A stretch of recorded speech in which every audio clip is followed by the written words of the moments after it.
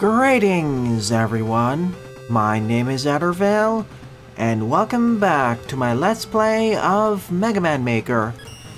As usual, on this weekly morning live stream, I'll be covering a combo of both Veersmith levels and sometimes other levels I found online, primarily focusing on the former. Welcome to the stream, Fan, Jedok, Raccoon, Chedro, Jedok, Jaden, Pixelboy, Slash, Son Haxorus, Sylveon Lepadio, Mr. Scarday, anyone, all the watchers on Twitch, and anyone else who I missed on this list. Thank you all for joining me again this week.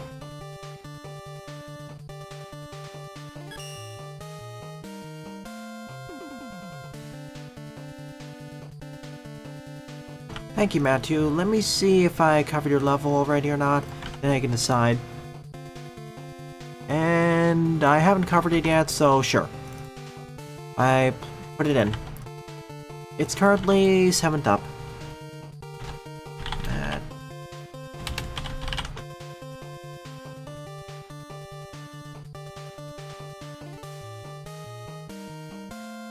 I don't know either, Jaden. We'll see what comes up.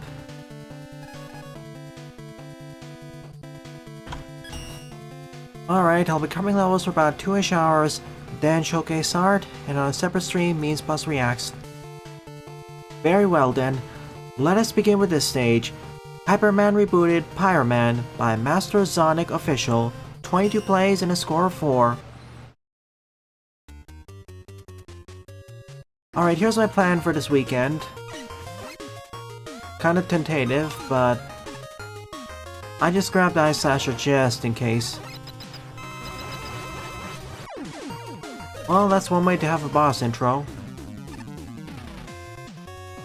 Force is on fire. Alright, as I was saying, my plan for the weekend is as such. Tonight I'll be continuing Dead of a Wish, and tomorrow morning, Boar Blasters. In fact, I'm gonna be trying completing Boar Blasters this Sunday morning. I think there's only about 20-30% of the game left. That's a lot of red here.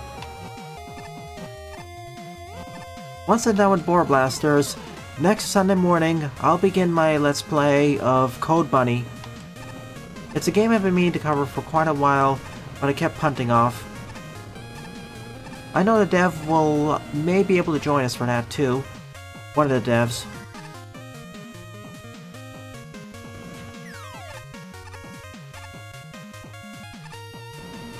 Yeah, hunting off. Nice use of the icicle to give you some more time to react to what's happening. Also, may the fort be with all of you as well.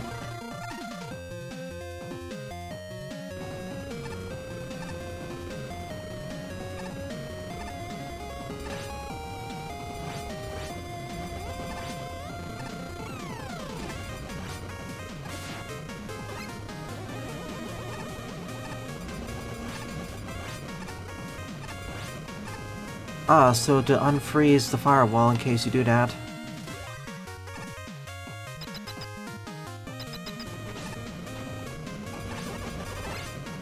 How many levels today, not including yours?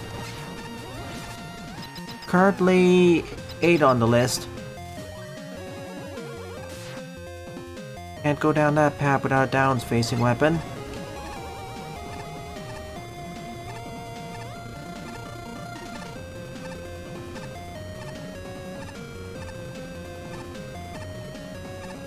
No enemies to make this harder, like a few other stages would... Huh. Oh, that was a climax.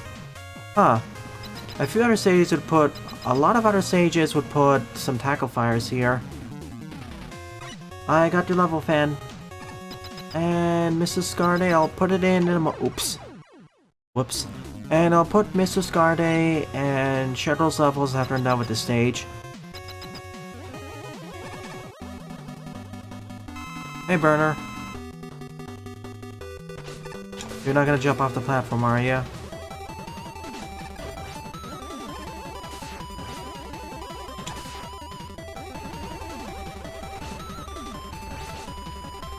Oh.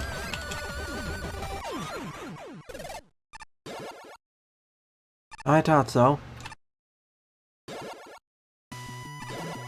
There's a part 2, isn't it? Oh, never mind. That was the end of the stage. Huh.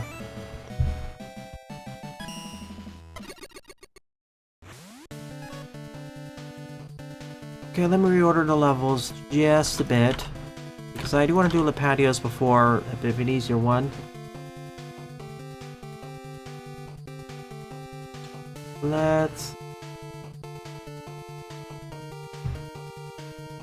Artist Institute... Whoa.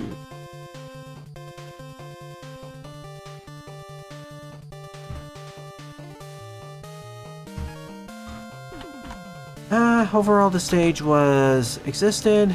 Fun rompy one. Not rompy, but fun little excursion.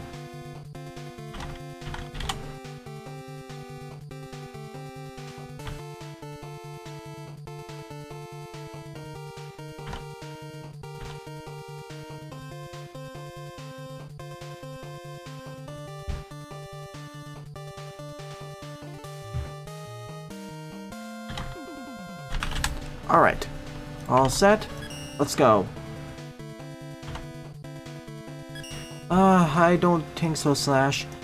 I've been reorganizing the stuff over here as well, so... I'm not going to be showcasing anything in development today.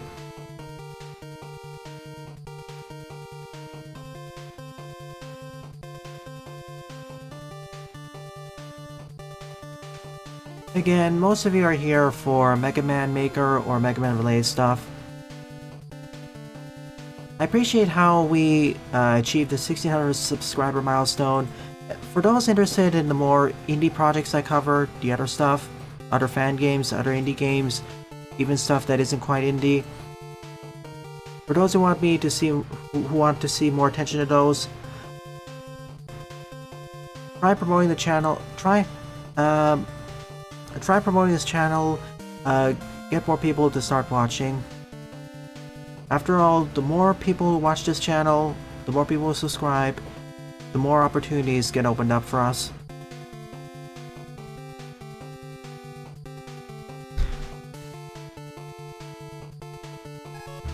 Alright, second up is Twin Pets Tower DK Style by Oscar. 16 plays, score 6. Hey, Iwumi, welcome.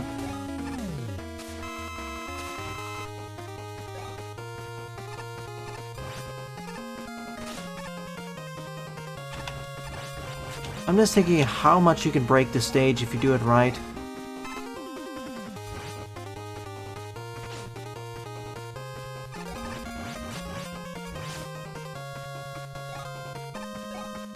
Like, you could potentially shimmy yourself up the left or right ends of the screen.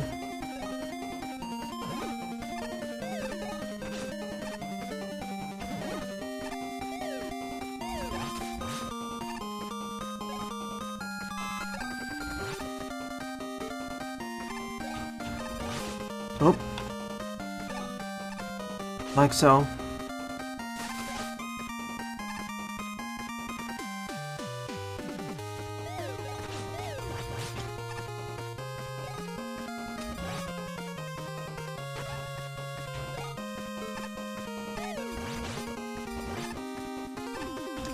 Like, if I knew what I was doing, I could shimmy up the left side and skip the key door.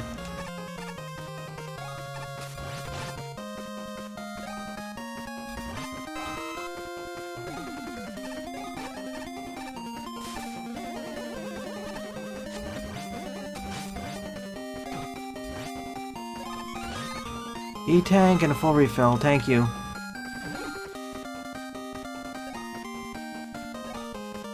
Two full refills, in fact. Well, 1.5.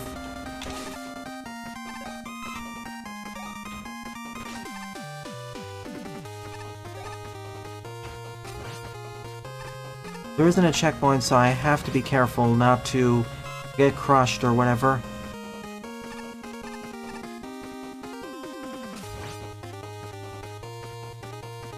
Alright, got it.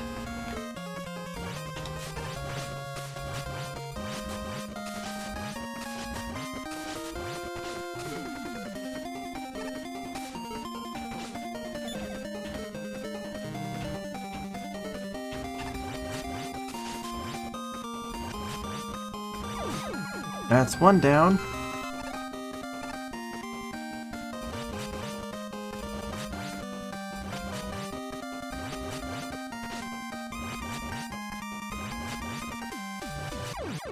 And two down. Fun little ascent to the top stage.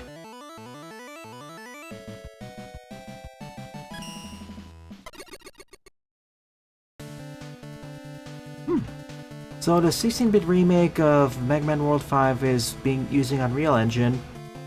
Huh, interesting. For a remake like that, it doesn't really need that fully feature of an engine. Game Maker or Godot would work fine, but whatever floats their boat.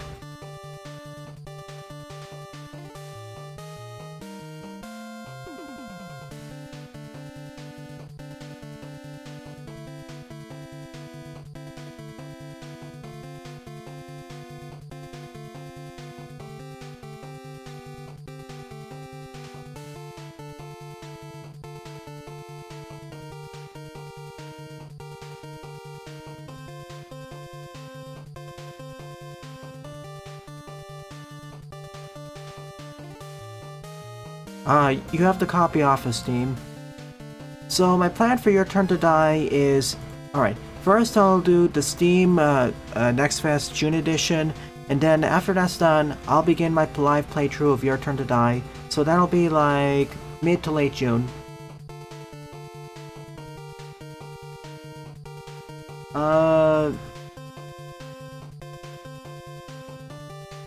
Just continuing to... I watched the second episode of Digital Circus. It was worth the wait. A blend of wacky hijinks and existential crises and contemplations.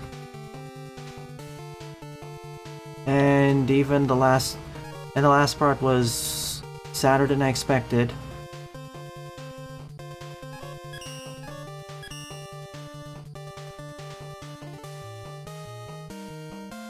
Magwell Tree next month? Are you sure? Boar Blasters, Jaden. I want to get that done so I have a free slot available for Code Bunny next week.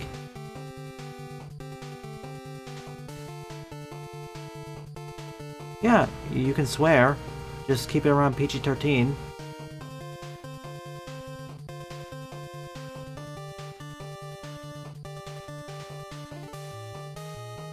The first episode was mostly goofy with dark humor, but the second one just... oof, the ending. Kind of a double whammy.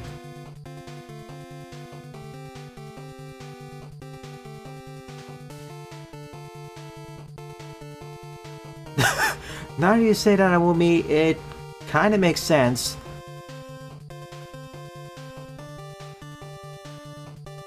And it's only gonna get darker from here on out.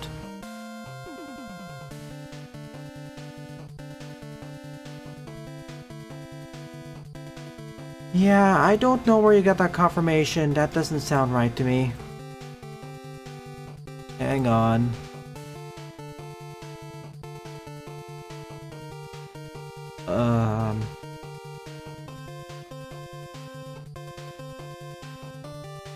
Anyways, let's continue.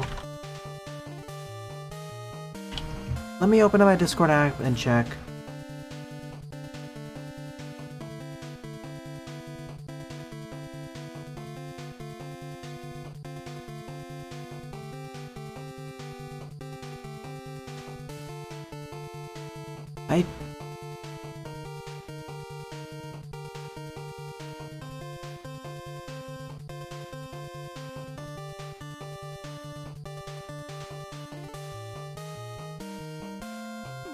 Yeah, I'm looking at my Discord.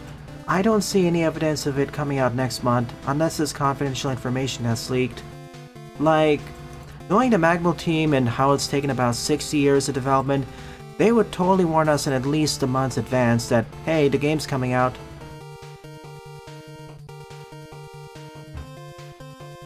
I think you may have misheard, or they're just predicting when it'll come out.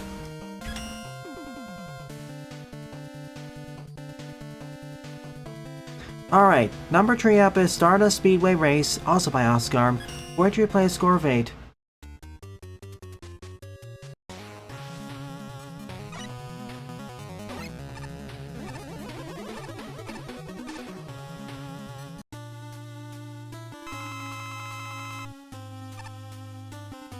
Ah yes, time to run.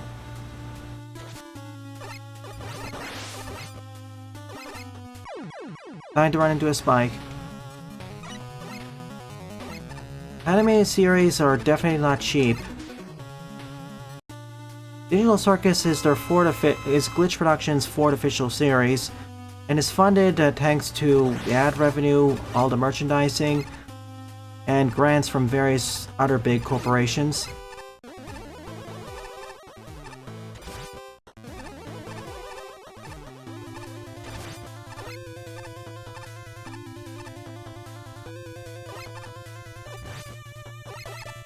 Stardust Speedway spikes were scarier.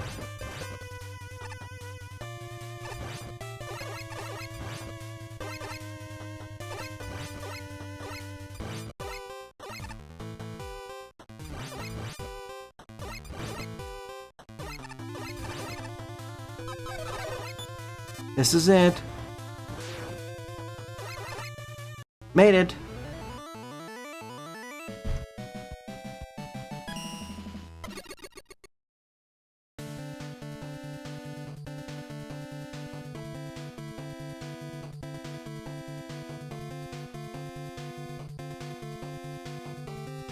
I wouldn't say, well, I mean, I say that based on my experience of Magmo 2 and 48 Hour.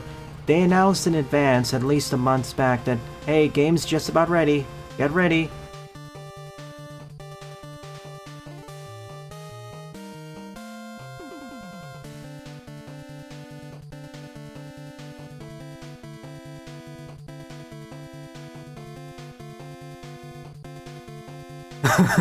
Considering the first episode of Digital Circus has over 300 million views on YouTube, on the main upload by the way, there's no doubt it's been a smashing success. And if you probably count all the re-uploads and other sites, short YTP clips, bits and pieces, fan art, fan vids, etc., it's absolutely a lot more than 300 million. Like many companies, even the single A or many companies, double A or triple A animation studios, they would kill for these numbers.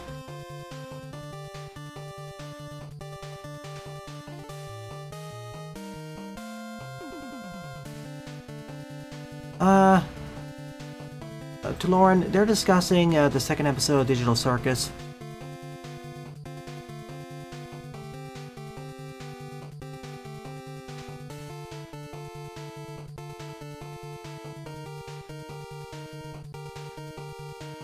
And they're only 2 episodes in, so yeah, Murder Drones walked so Digital Circus could run.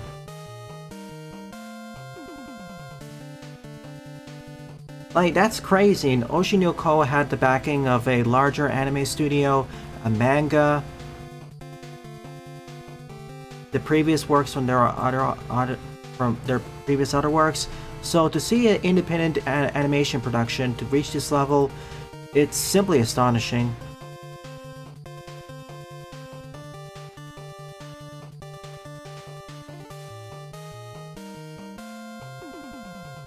SMG4 is not part of Glitch Productions. They're run by the same folks, but they're 2 separate companies, which sometimes has some crossover in terms of content.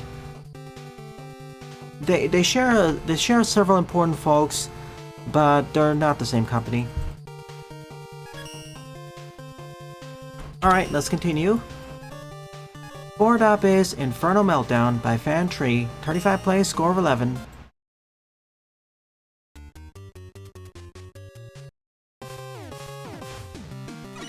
I'm not gonna ask about what counts as canon, quote-unquote canon in the Sonic series.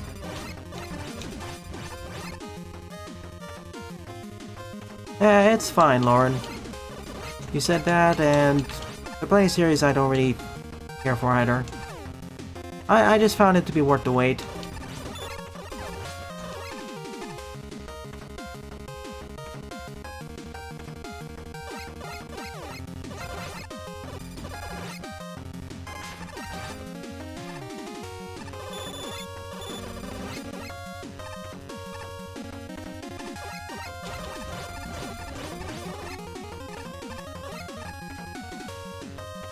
Exactly.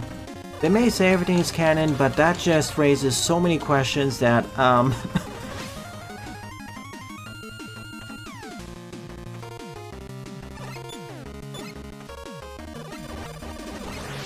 Suppose another thing that drove Oshinoko's OP to reach so much is that it was done by a very popular J-pop duo. Oh, Yoasobi. Or Yoasobi, I can't pronounce the name. Yeah, they are very popular. I heard their OP for The Witch from Mercury.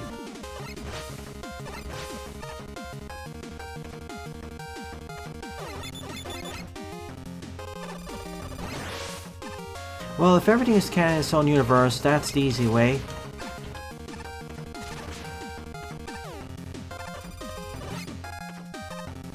Can you blame them for trying to forget about 4?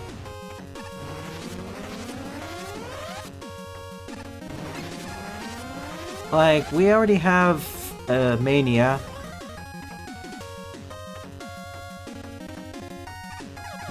It's easy to say that everything is canon to its own universe, like every game takes place in its own universe, but that's kind of like the easy way out. What becomes more challenging is when you have the sequels, and what stuff will go into its own, shares continuity there.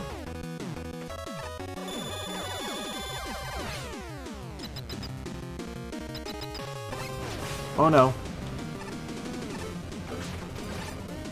Whoops.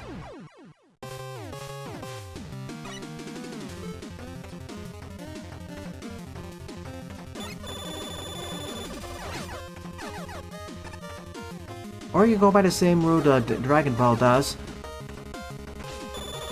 where there is, they follow a weak canon. Or you can follow what Nintendo does.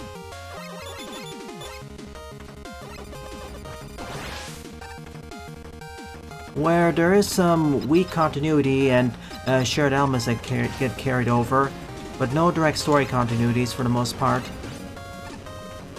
One exception would probably be the RPG games, but rest,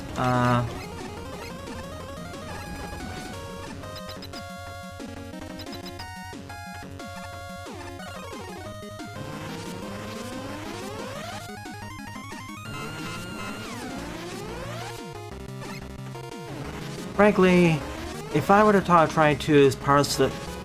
Frankly, what I would do if I were to try to parse together the Sonic universe's continuity is just say, it has multiple universes with different continuities. Problem solved. Whoops. And they sometimes cross over each other.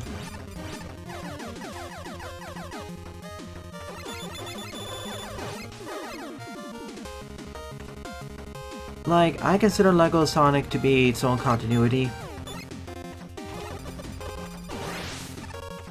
Or if you want another example, think of all the Marvel universes, or DC universes.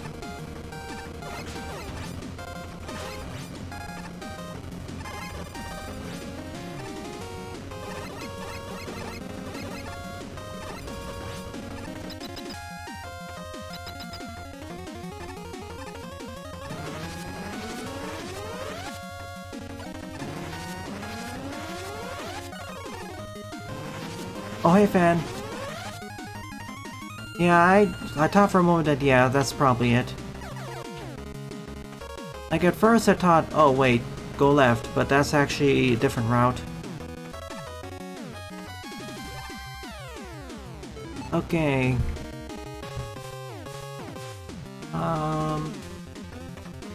Yeah, Mania and Superstars runs laps around 4. Especially Mania.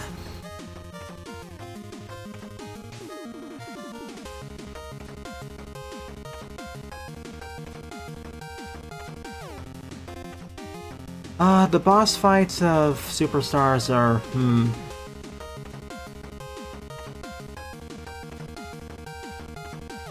Yeah, the original Dragon Ball wasn't originally an action series. It is more like a comedy gag series based off of, or heavily inspired by Journey to the West. It had action, sure, but despite being one of the defining modern shonen series, I say modern as in 2000s, it just started as like more of a gag comedic adventure.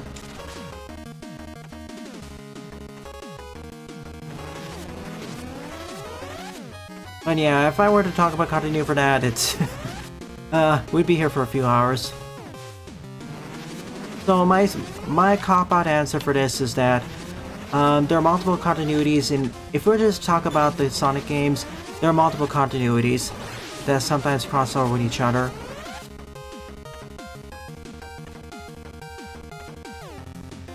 At least that's how I would handle it. Trying to put everything in one continuity or timeline is ill-advised. Unless you want to go with a lot of universal resets.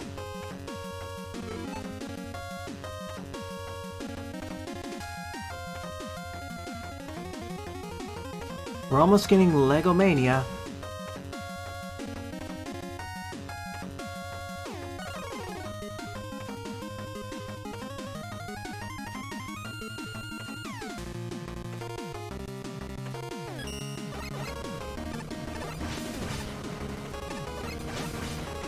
And it became a full-on action series of comedy with Z.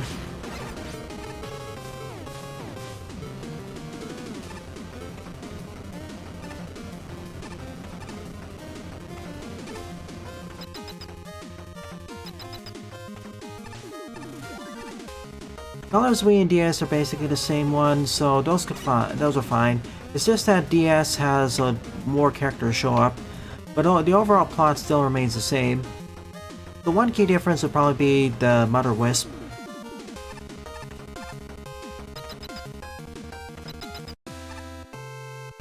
I see, Iwumi. Oh.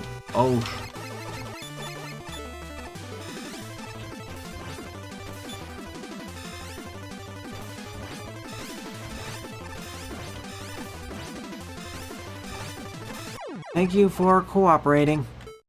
I'd say this is the first decent level we've seen today. At the very least decent. It's basically a fiery fortress stage where the fortress is collapsing due to the magma pressures and fire waves everywhere. I like it.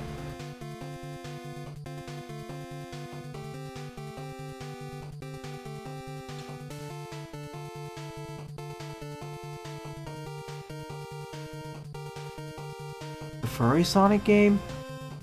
Aren't they all furry? Most of them?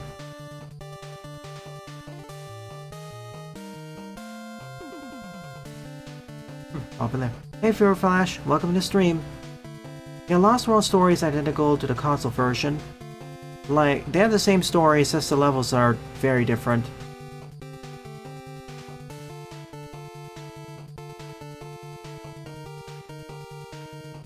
Right. You're right, Jaden. Again, most of my knowledge is from pop culture osmosis and from memes and stuff. So, most of what I know is from the Z era. Not so much about well, I know a little bit of Dragon Ball, but that's more of the more comedic era.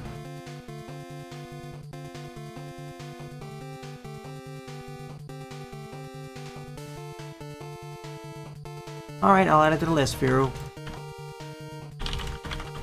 We got a lot of levels today. And speaking of which, I should go through this faster. Let's go. Fifth up is the Temple of the Shifting Sands by the Wongus. 24 plays, score 0. Oh, it's just Dragon Ball over there. Interesting. I'm afraid it won't slash. There's a bit too many levels, and I've been reorganizing some of my scheduling with covering demos.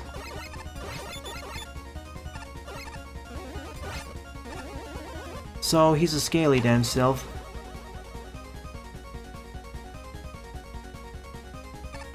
Lost World 3DS is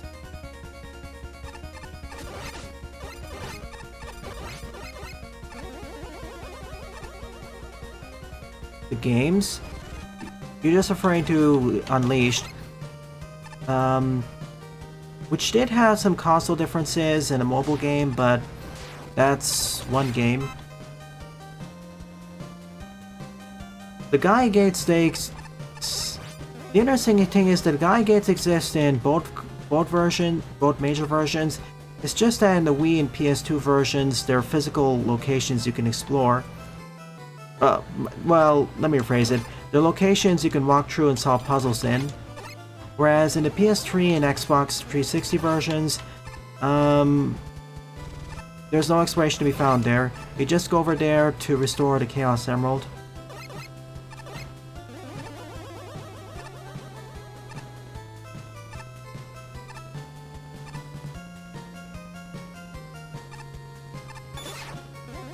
I did, Lauren.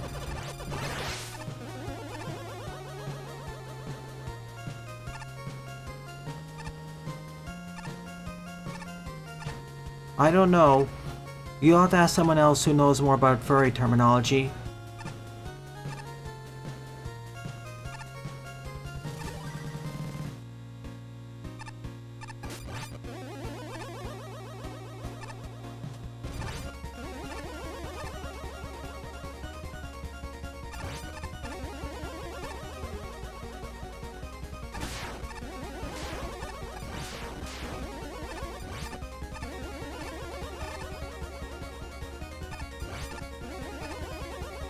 Yeah, the Lost World special stages. I get what we're trying to do, but doing that in public is just gonna look really goofy.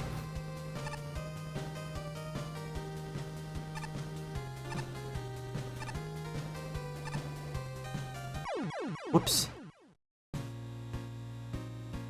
You know that Jujutsu Kaisen is a Shonen Jump manga because it has an overpriced anime fighting game. Of course. Yes, the reskinned fighting game.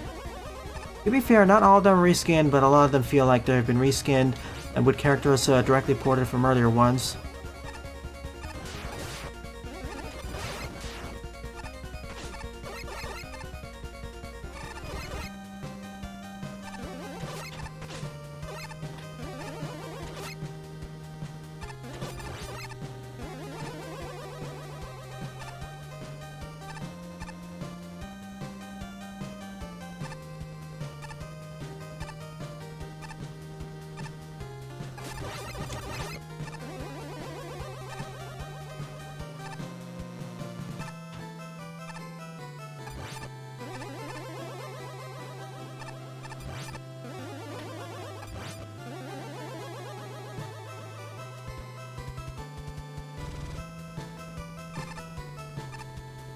Yes, the Mimic Octopus. I like how they went for a less comic mimicry species.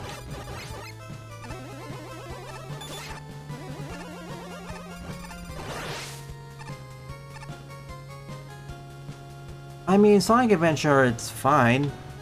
You can assume that they drawed.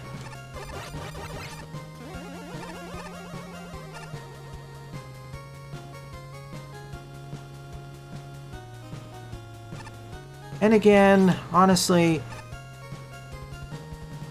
for the most part, the games didn't really pay too much attention to canonicity, or trying to keep things in quote-unquote canon.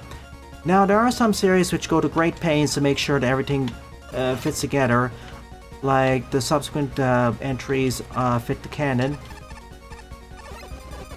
But at that time, Sonic was not one of them. Okay, can't do that.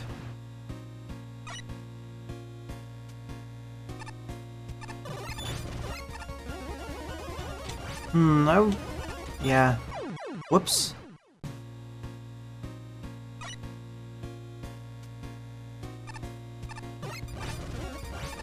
And again, I'm not really the expert, that's just my opinion how I would do it.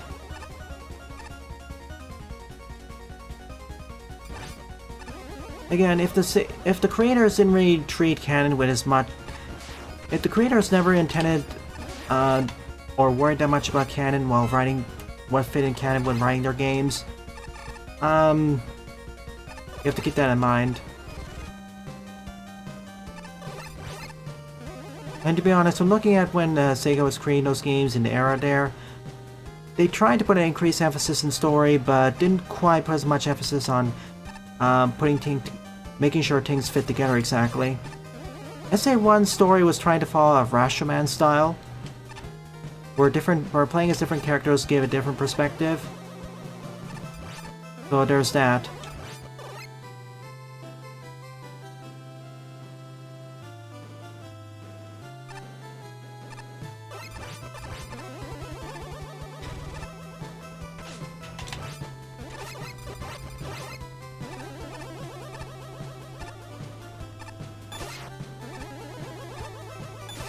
Blaze is from Rush, yeah.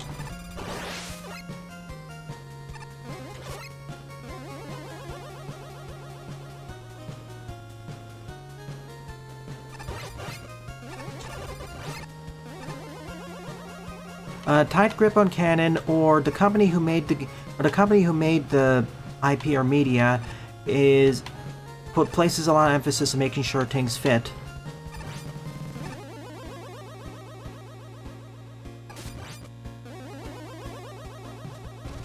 In video games, that tends to be like JRPGs or RPGs.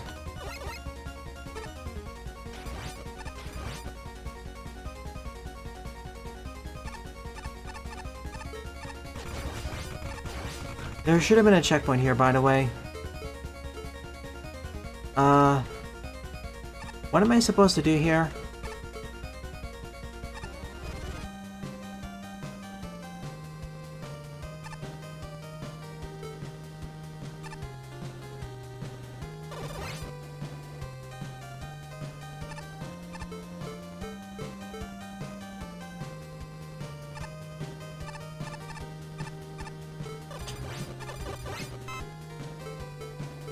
No, seriously.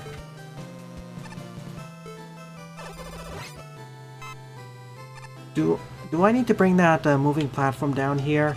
Because otherwise I can't make the jump.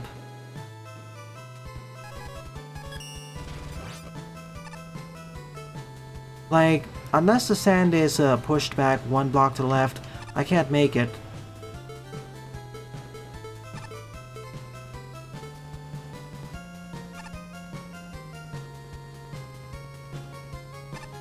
I can't reach the sandfall. Ah yes, that's the good way of putting it. For titles or media or IPs, I want to create a full mythos. A mythos that's shared between multiple titles.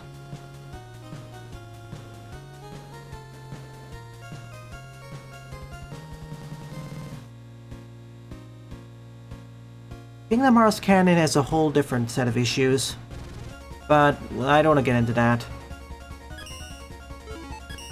Nope, I can't pause glitch it. Well, even if it's pause glitch, I'm still gonna downvote the stage. I'll make it downvote the stage because no, don't do that. Nope. Because the rest of the stage didn't need that.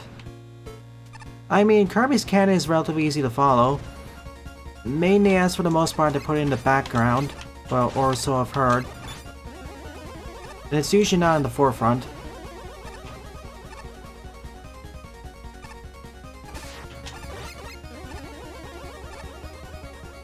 Yeah, you need the guts thingy, but the problem is, if you lose the guts platform earlier on, you're forced to take a death.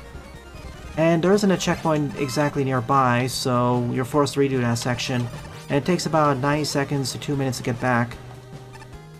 And that's why the stage kind of got a split reception, I believe. If you're gonna have a section like this, make it easy to get back the guts platform, or whatever this platform looks like, it's supposed to be called. Or put a checkpoint closer.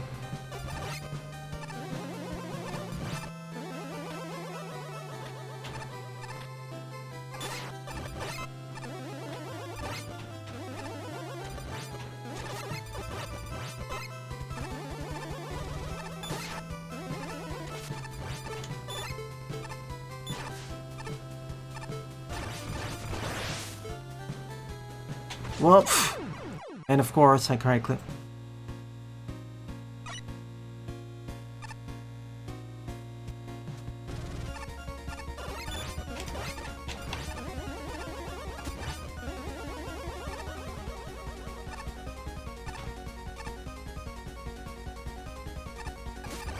Yeah.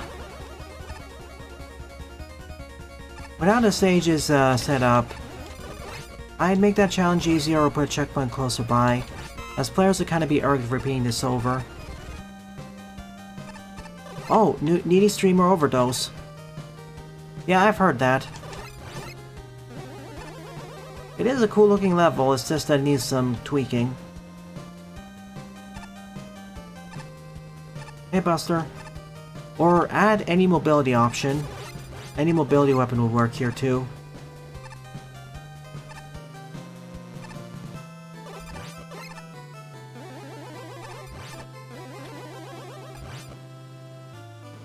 So I like some of these challenges with the guts, movable lifts, and the platforming, sandfalls. Platforming on the sandfalls. I and a bunch of other players don't just like having to repeat the challenges. To get back to there.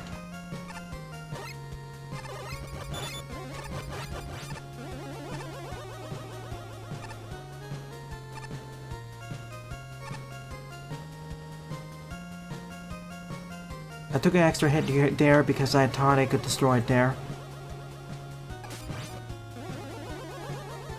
Nope, it isn't. It's a... Oh no. Hang on, whoa. Do you see the Oh my goodness, see...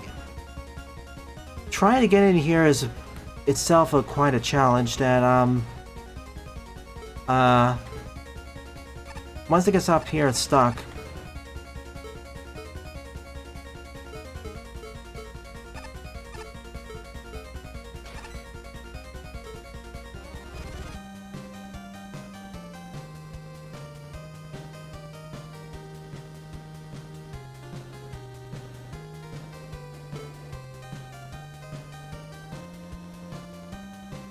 Okay, I can understand the skill, but come on. At least put a checkpoint over here then, so we don't have to repeat 2 minutes of stage just for this one section, which suddenly requires you to take it through the hole. And taking it through the hole is not exactly easy, because of how tight it is. I understand having tested skill, but then I also say I take issue with difficulty spikes. Sudden difficulty spikes. I'm going to assume that we're either supposed to take it through the hole, or there was an accident here and they forgot to move it to the left by 1. So I'm just going to use the level editor and get over there.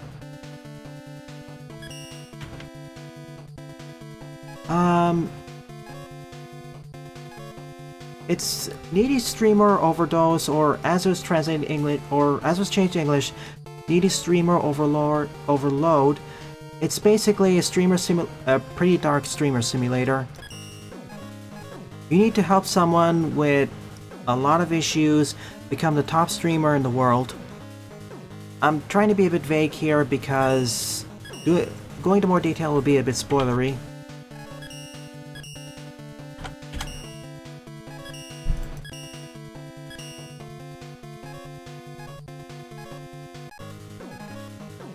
Alright, let's load up the level.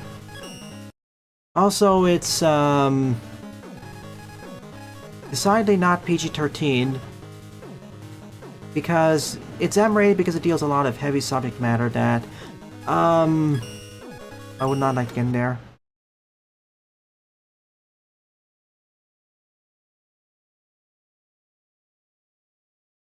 Difficulty spikes are, it depends.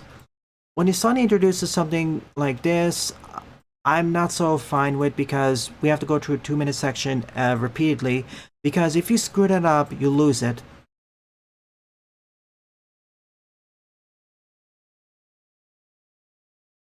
It's more of the latter, Buster.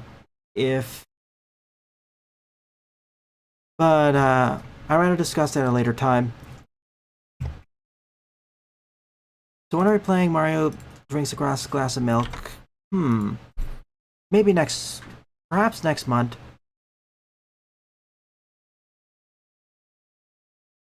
Alright, we're here. Let's see what's happening.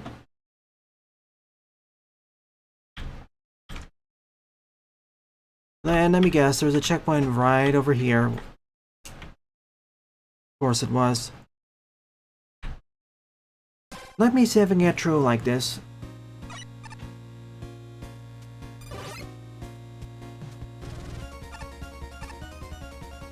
Oh.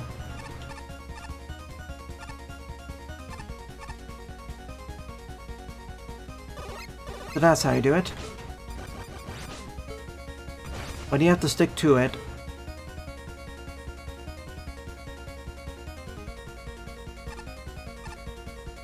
Oh. Oh. Whoops. You get the message. Write it all the way over here. Okay, my suggestion is, put a checkpoint here or here. It's straightforward, yes, but if you screw it up, you're sent all the way back about here, and it takes a while to get back due to the nature of the stage. That's why I got a split perception. The faster you realize what to do, the greater chance you get a positive score. So you have to take it here, here, up here, and you're free.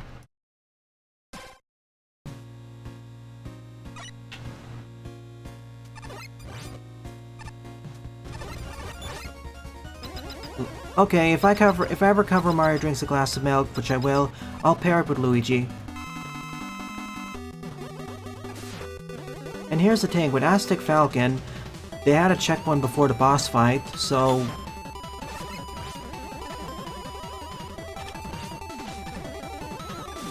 I get they were trying to make this the climax of the stage, which I appreciate, but... I prefer if the stage better prepared us for that. Or made it less... or soft light proof it.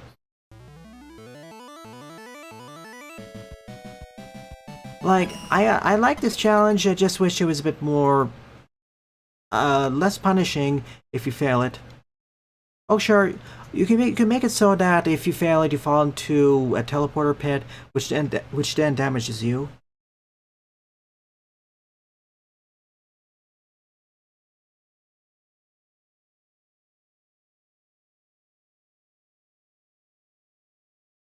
And the thing is, when you're preparing for harder challenges, Aztec's at the beginning of the game, near beginning. Copy X Phase 2 is near the end. Like, you can have a gradual difficulty curve. But yeah. This is why, I know they asked for advice, here's what I'll say. Please add a checkpoint before that section, or have one more section that's similar to this, but better introduces that you have to carry over this platform for longer. Or make the pits teleporters that teleport you into damaged spikes and sends you back to the start of the section. Thank you, Firu. Your level's been added. Alright, we are back in one moment.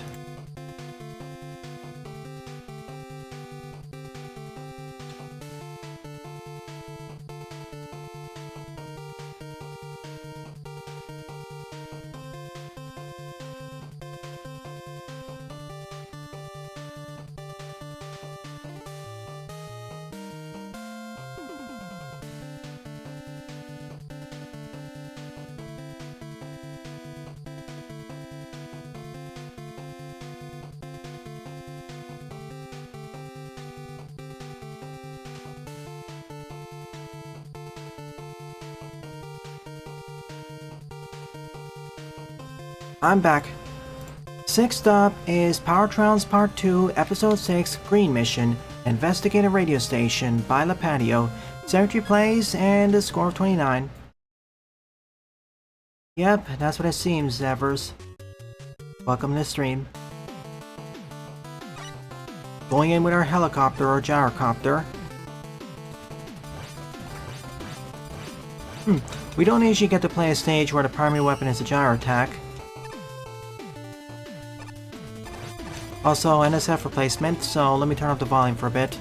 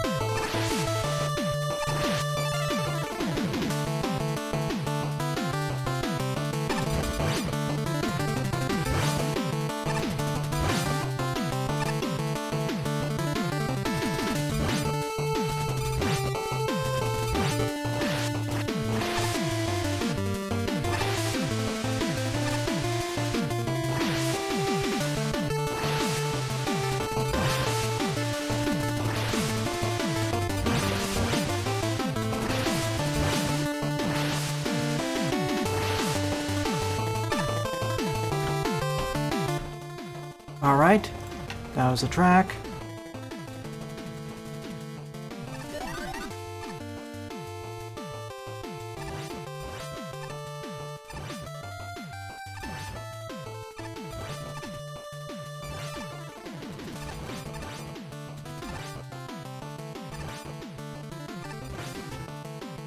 And now the switch blocks are on a timer.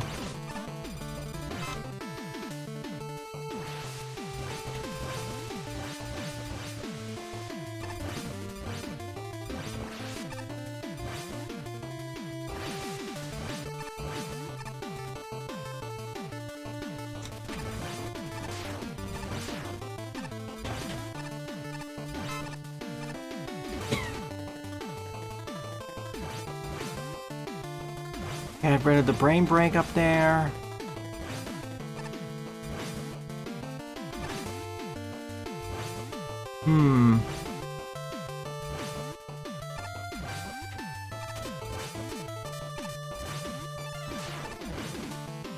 Okay, less tricky than I thought.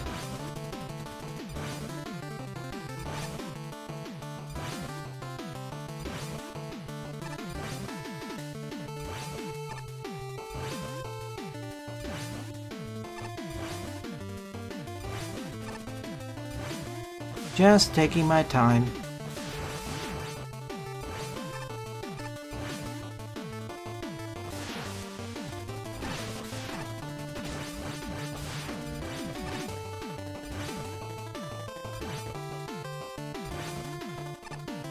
If the blocks fall, I'm there, I'm dead. So far, not too difficult. And now the green Powertron suits up, or powers up. It's Troning time.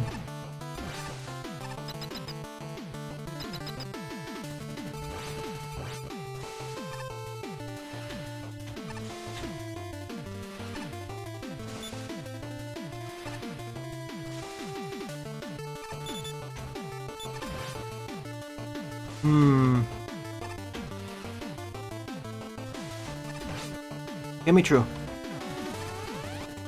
What does that give me? I see.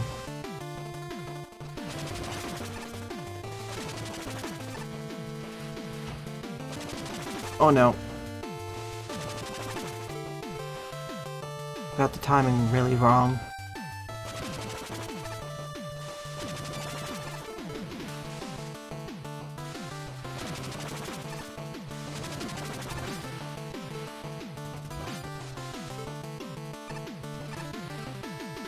No deaths, thankfully. Light push blocks are affected by flans. Yeah. Hey Lorenzo.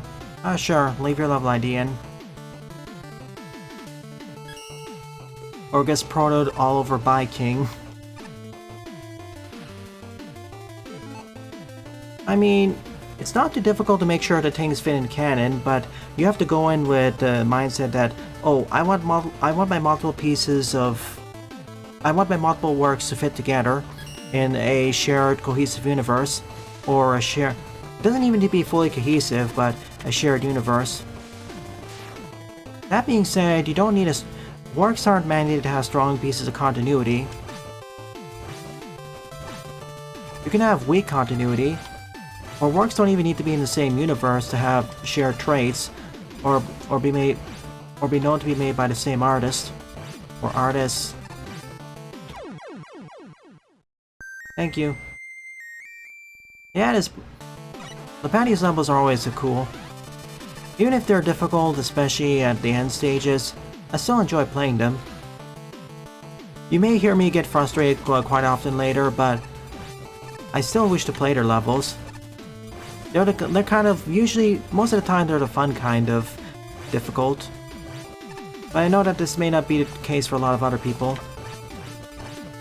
Later down the line, their levels become Diet Kaizo, so to speak.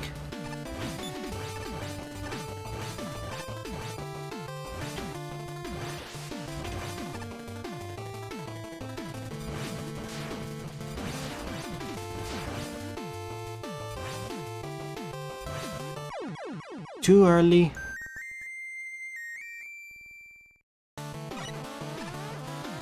Yeah, like Fire Emblem. There are multiple games that take place in their own continuities, and they do fit strongly, but they also take place in a shared overall... They have a set of shared overall traits, or teams.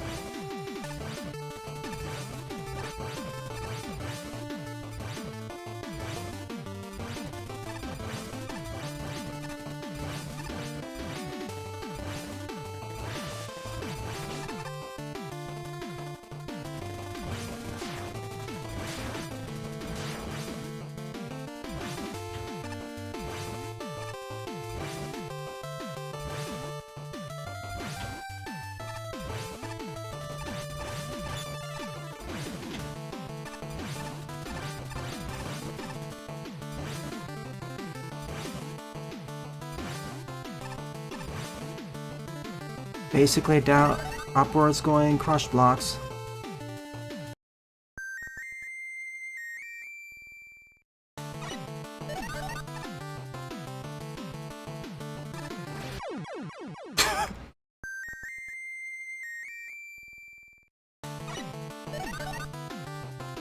One of the Fire Emblem games. Fire Emblem is one of those long enough running series where the characters can run the gamut of being absolute milquetoesque pieces of toast to very developed characters.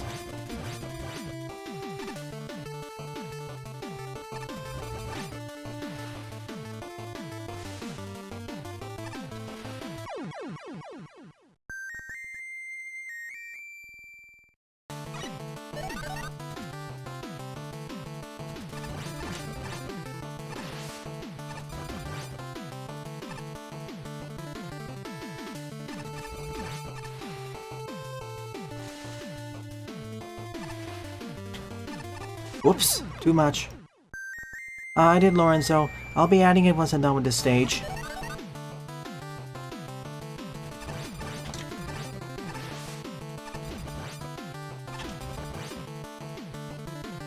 But thank you for the reminder. Sometimes I do forget.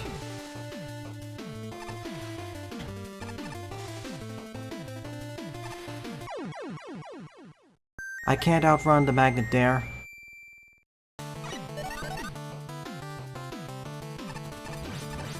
All I'll say about the thing about keeping things in continuity is that there's no one right way of doing it. There's plenty of fine approaches.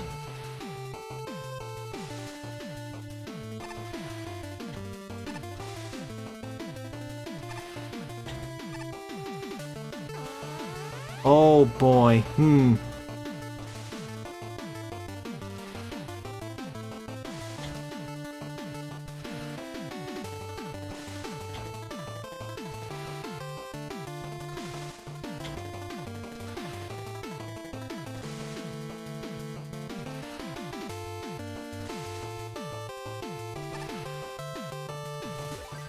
Good. Now always be pulled to the right.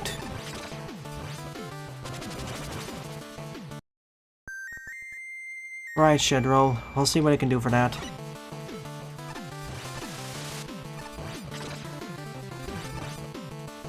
What are we doing tomorrow? Sunday morning, Boar Blasters. I'm finishing up that game.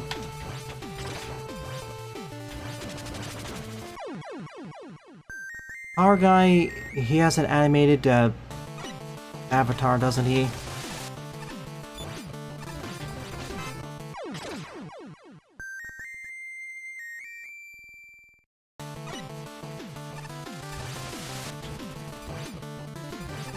I mean, it's not surprising, but we already have a Mega Man animated series anyways. 2 of which are anime. At least 2 of which. I know there's more of that. Like Wish Upon a Star, that's also another one for Classic. Hang on a second while I try to figure out what to do here. That's how.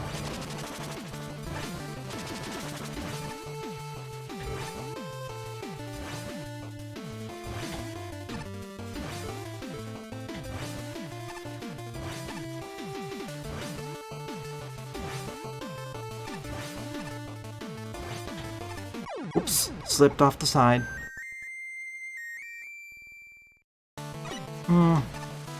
Lion Man was one of the worst episodes of that series.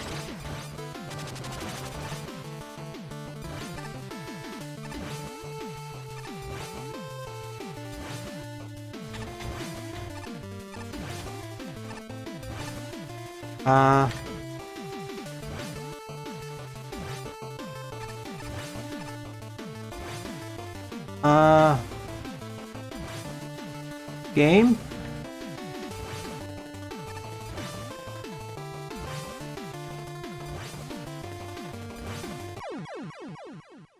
I don't think that's how... Okay.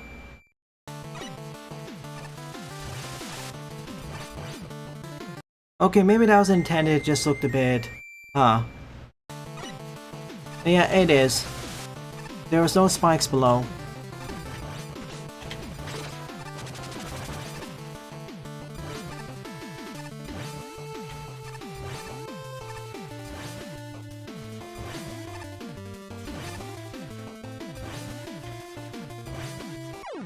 See, I'm a lot more okay with these sorts of repeat challenges compared to Temple of Shifting Sands, because there's a checkpoint right at the start of every section, and you only lose about, at most, 30 seconds of progress. And there's a better escalation of challenges. Like, we were taught what was coming up next. We were properly prepared.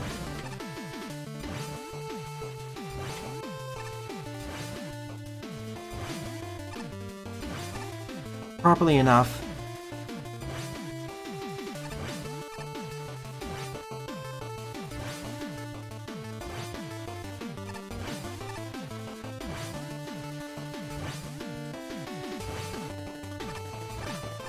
Oh no, I slipped too far. Hi.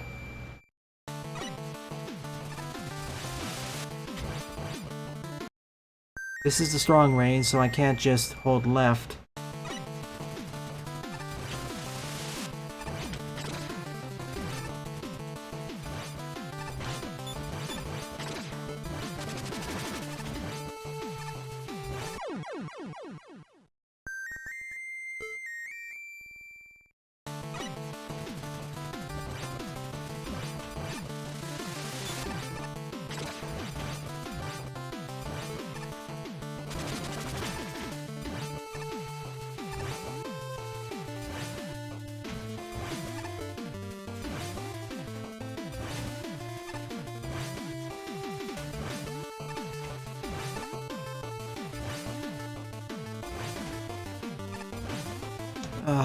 Whenever I'm on the edge like that, there's a chance it'll slip off because of how powerful the rain is. And aiming this thing becomes a bit of a challenge because I have to hold up, but holding up means that I could potentially slip off, or I'll get pulled forward. And of course it's a wall blaster, so it fires.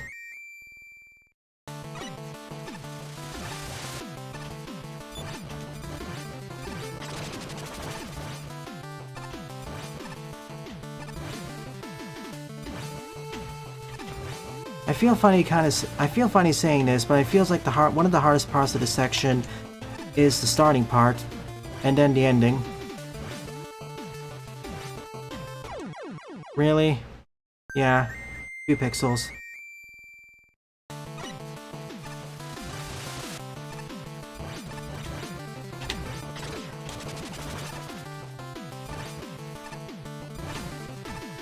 Whoa, speedrun strats. Someone more skilled like Mega Marina would have a field day here. Okay, when landing on them, make sure to land around the center, not the edge. I keep slipping off if it's the edge.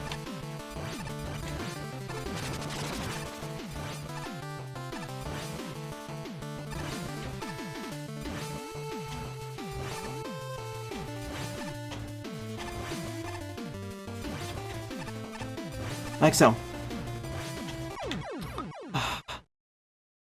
Corners.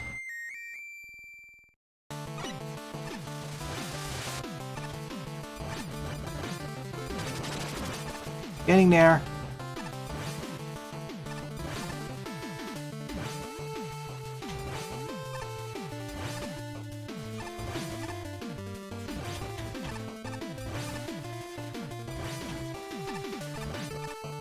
There we go.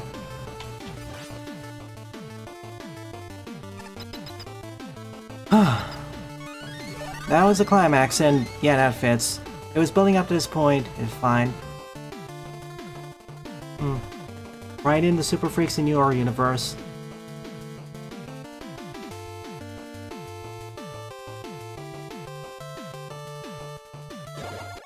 I see. Alright. Time to fight, Tornado Man.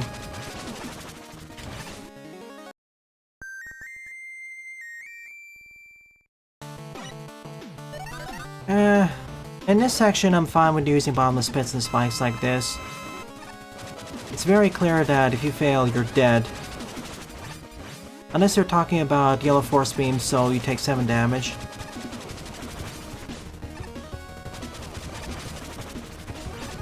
And yes, this is the same challenge we've seen before, but now modified to fit a boss fight.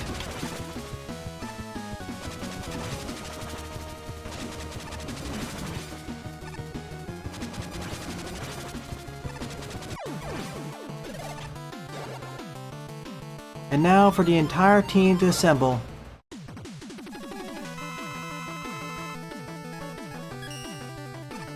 Red, purple, blue, green, yellow, pink. Form the Powertron machine.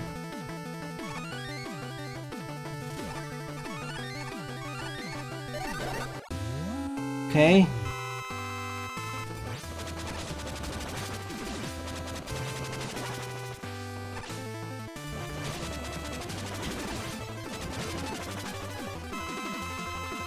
Let me guess. Oh, that took care of that.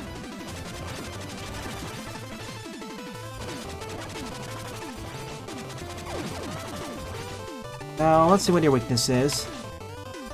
Fire. Thank you, Red Powertron.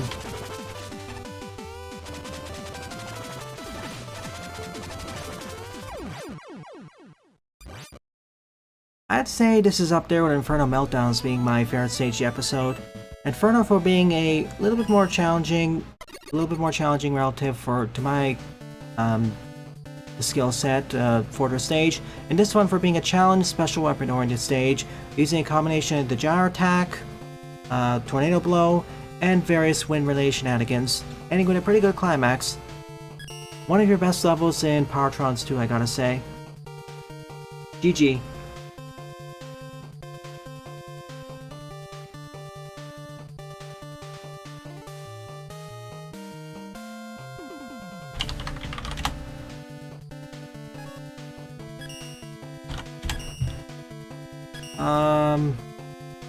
You said this level to me, Jedok.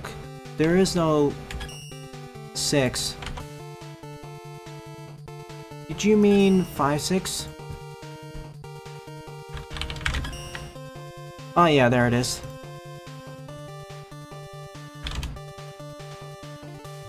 Thank you, Firu. Your level's been added. It's 12th up. It is difficult but fair, and I like the block things. Alright, 7th up is Laser Tag Velocity by Jedok74, 26th place, score 3. And the thing is, the Patio, usually I don't like stages which use the fans.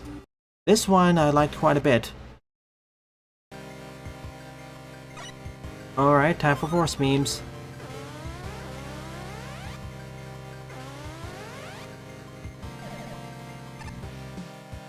Whoa.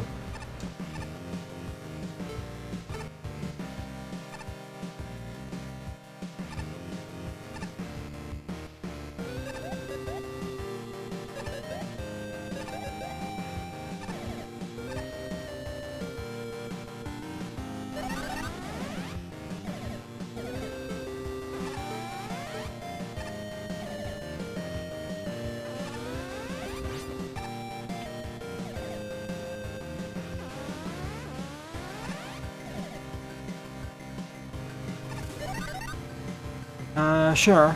Now we got yellow beams.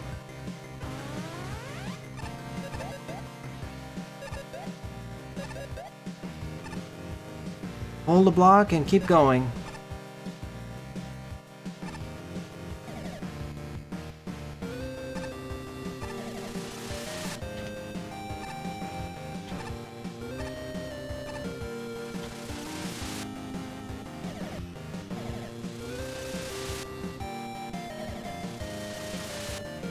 I see, using them as checkpoints.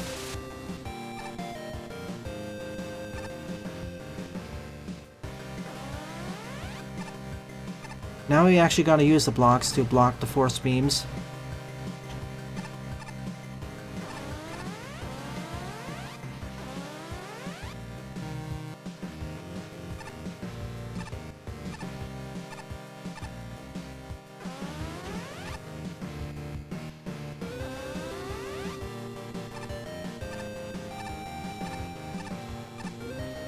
Also, these conveyors must be text edited or something.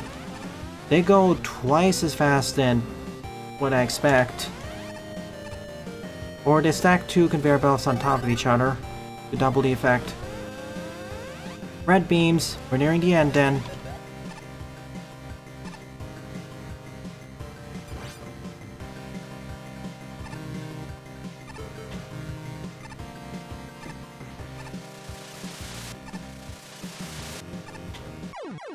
Oops.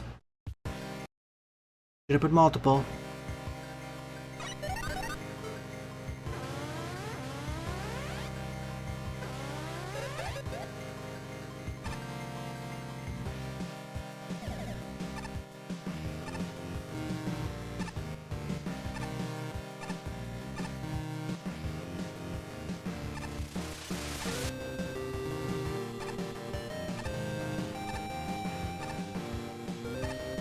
Perfect.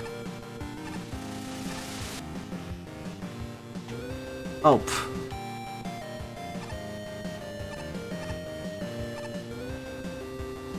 Thought it was the same speed.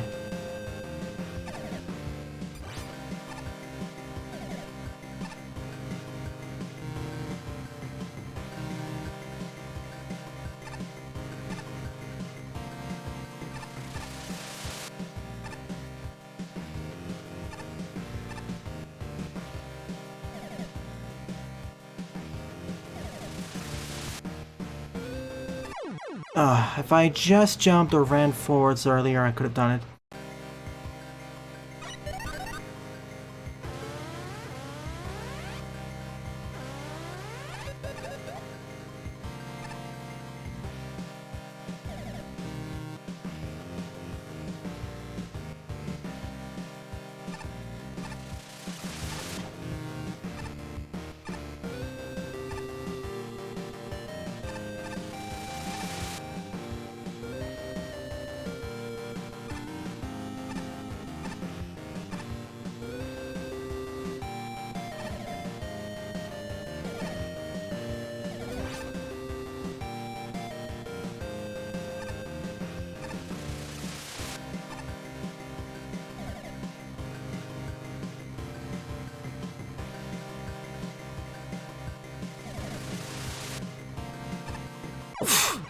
And now I accidentally slid again, which gave me too much momentum.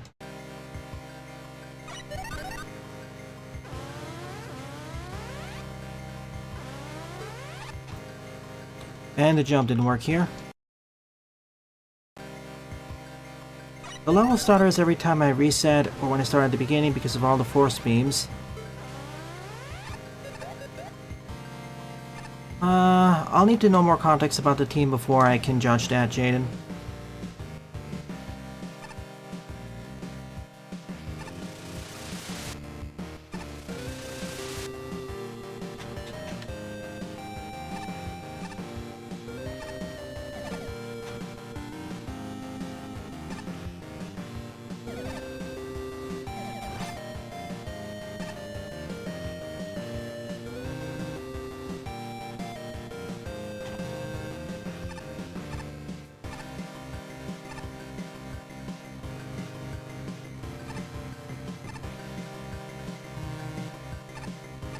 Put one here.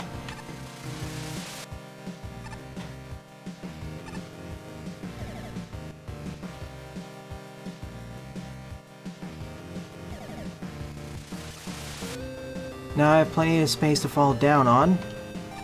Now screw up the challenge.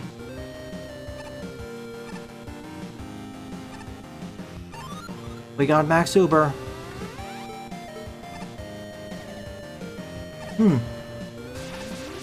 This reminds me of an earlier part of another stage. Interesting.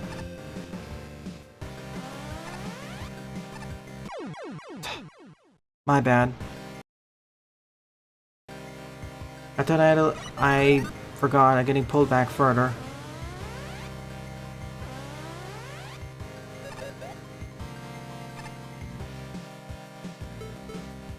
You can use the same name, it's not like...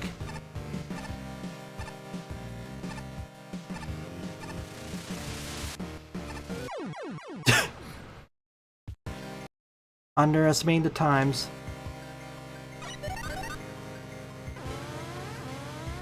The first two sections weren't that difficult at all, but suddenly this has become a lot harder. Particularly due to this section.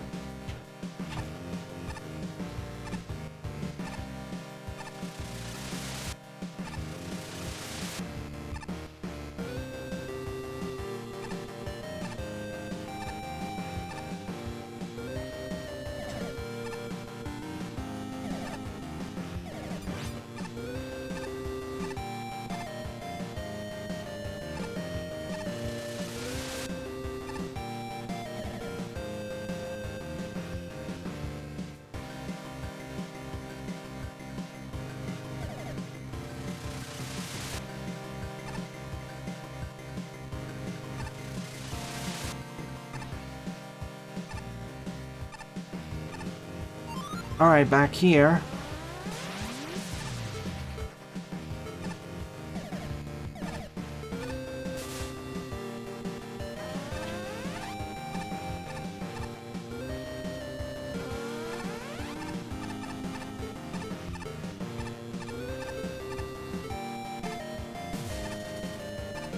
This is what I was supposed to do before dying.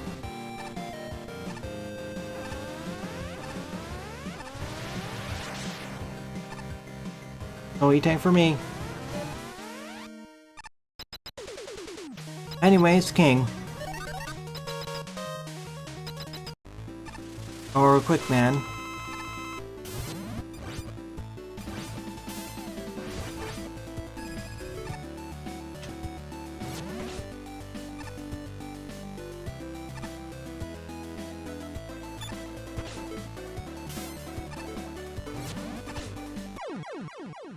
Get crushed by it.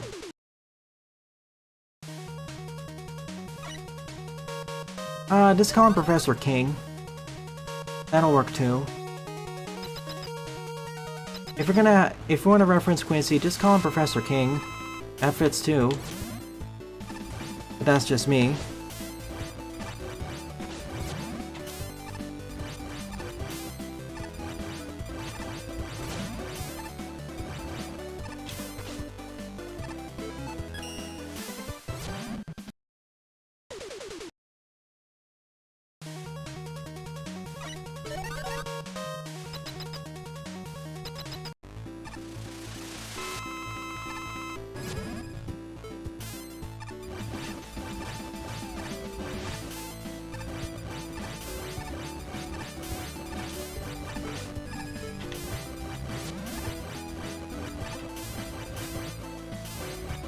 Wait a sec, I could potentially crush him.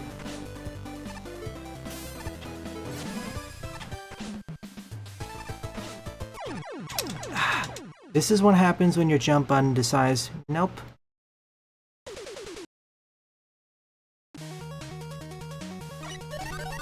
King is a fine last name.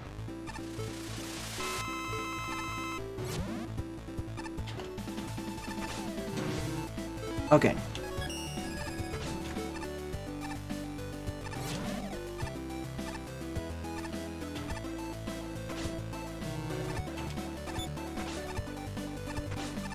Let's go.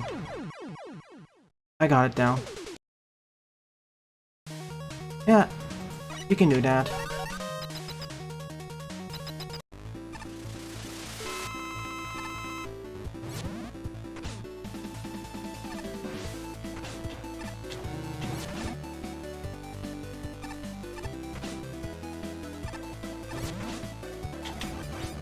I'm trying to pull it off. I got it once, but of course, this game sometimes has issues when there's a lot of objects and it doesn't prioritize your inputs.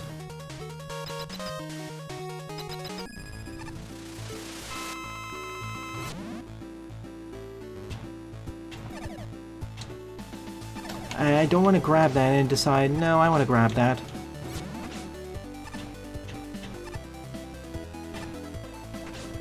Alright, time slow.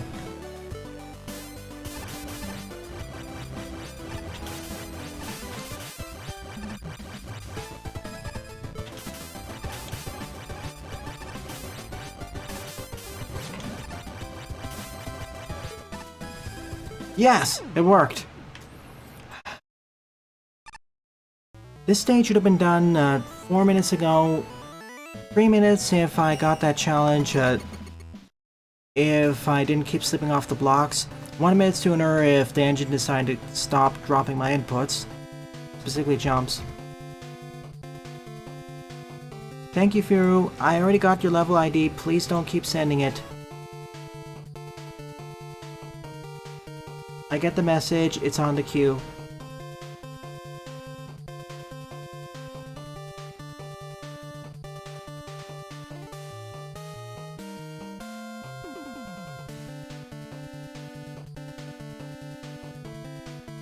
So the first two parts of the stage were pretty fine. They weren't that difficult. It's the last one that suddenly became a lot more difficult.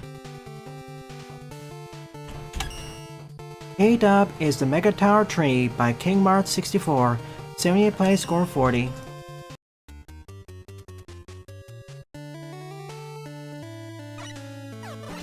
Cutman Tiles, a classic.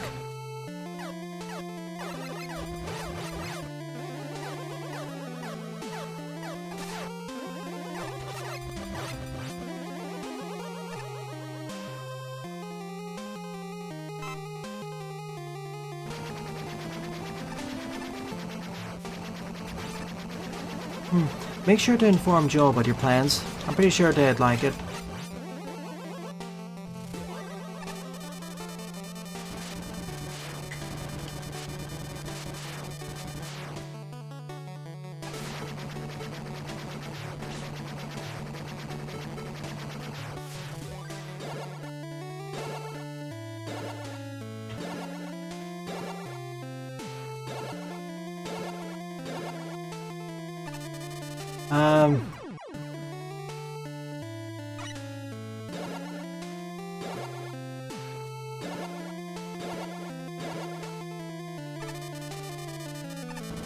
I see.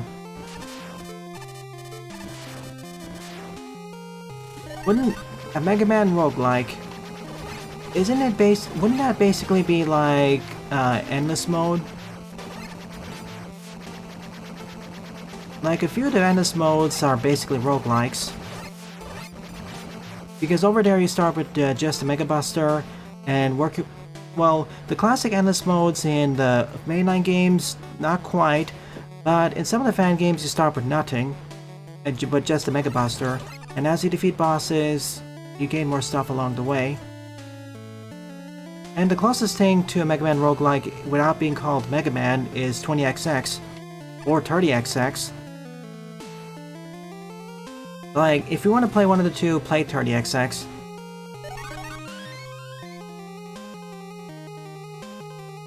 Like, I highly recommend it. In fact, I'll be getting back to 30XX sooner rather than later, because they added a new character.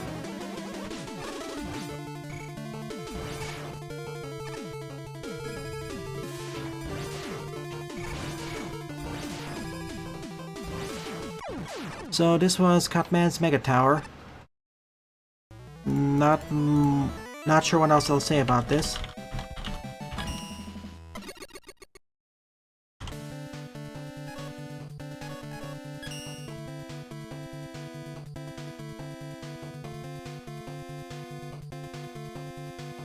It's like endless mode, but you pick weapons and stages as you go, and every 10 screens you fight a boss.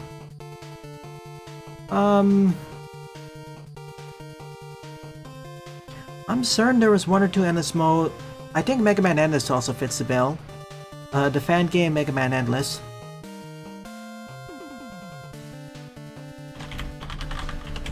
But it's been a while since I last played that game, so I don't know. Ninth up is Mega Man Dark Tomorrow, Roadmaster Group 2, Earthman, by Lauren, 20 plays, score 4.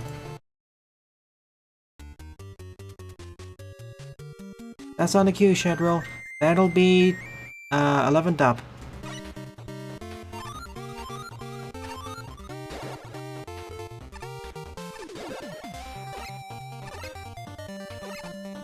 Yeah, let's do a roll. How many unique stages? You'll need to refresh my memory.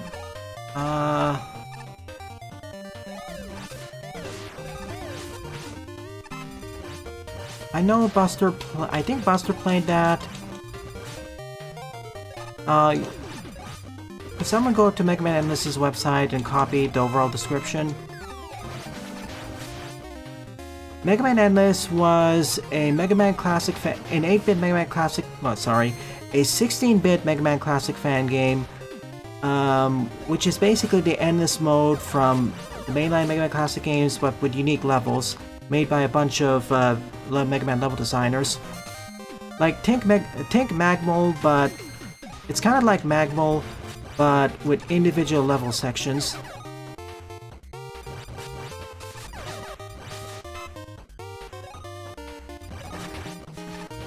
Yeah, Blanca was the head of the project. But it was a collaboration between him and a bunch of level designers.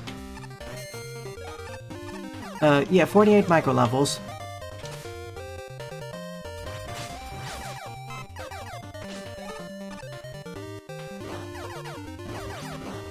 Basically, they collab together to make a bunch, at least a dozen or two dozen level designers worked together to create a bunch of micro levels, which were then placed in the official game. There's also the Endless ROM hacks, true. I think the Endless ROM hacks predate the Endless fan game, but don't quote me on that.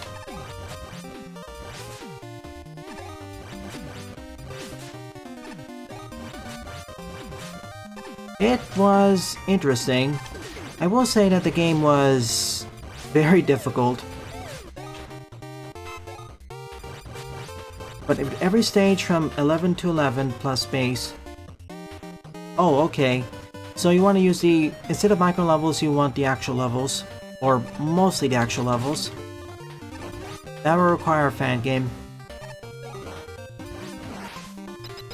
And sorry, I got these mixed up with someone else, Buster. Nope.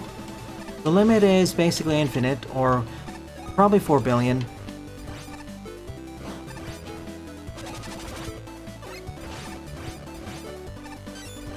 But man, is that game's difficulty kind of... whoa.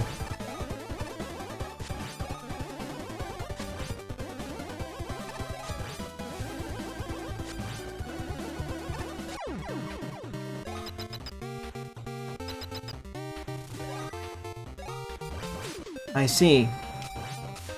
So you're basically describing 30XX, but if it had the Mega Man stage, the actual Mega Man classic levels. Well, a little bit of stripped down version of 30XX because, yeah.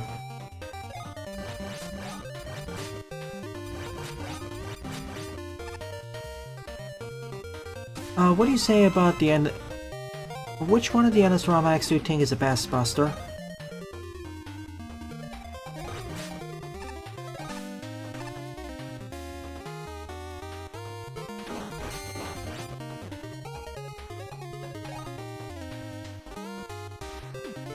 I see.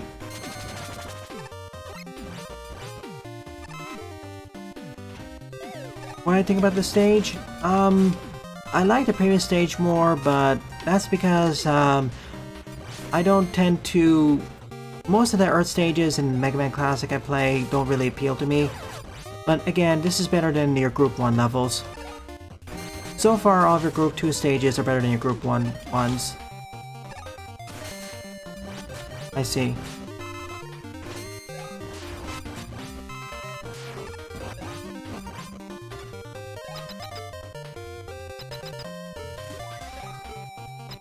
I don't think it's either 4 or 6, but... okay. Sure, at the end with the art.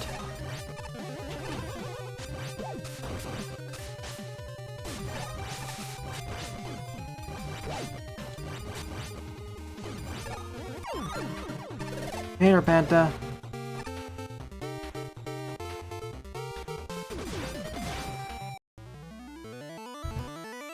Let's see, I have about 30 minutes left before I move on to art. Or 25 to 30 minutes.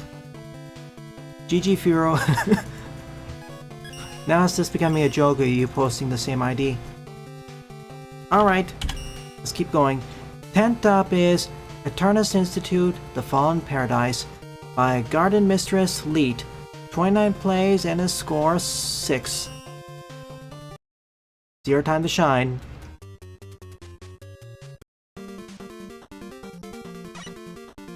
It's been so long since I last played a stage by Snivy, now known as Guardian Mistress. You're one of the better level designers.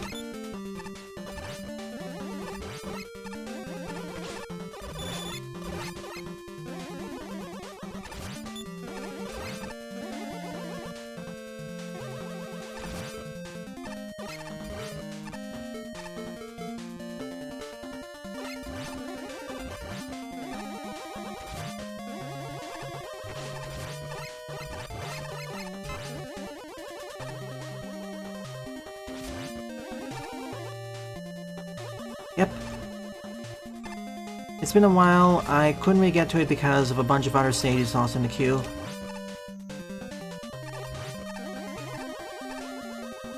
Hey, maybe this time we'll have a full-length Means plus React showcase. Wait, you made this entire level in 1.1? Wow, that is pretty retro. To be fair, if this was released in the 1.1 era, this would be one of the better levels. As most people didn't know what they were doing. Of course, to be fair, nowadays this still beats a lot of levels on the most popular queues, so... not much has changed, really. Croby the Crobat. Snivy, Mr. Scarday the Gardevoir. And Saber the Sylveon.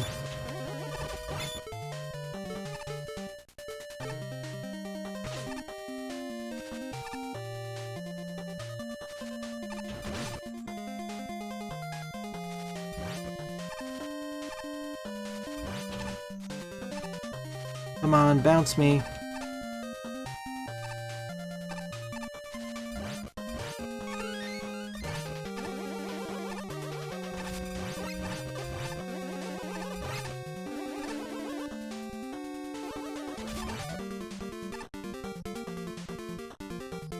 The number of skilled people barely move, it's just that there's more of them.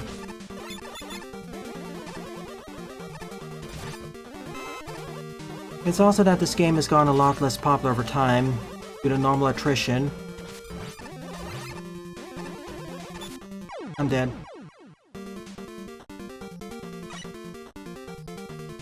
Like, in its heyday, there were a lot more level designers for this game. But the percentage of good versus bad has roughly stayed the same. You're right. And we'll meet a squid. Specifically, the Splatoon kid. Or Squidling. Excuse me, Inkling. I need to get my terminology straight.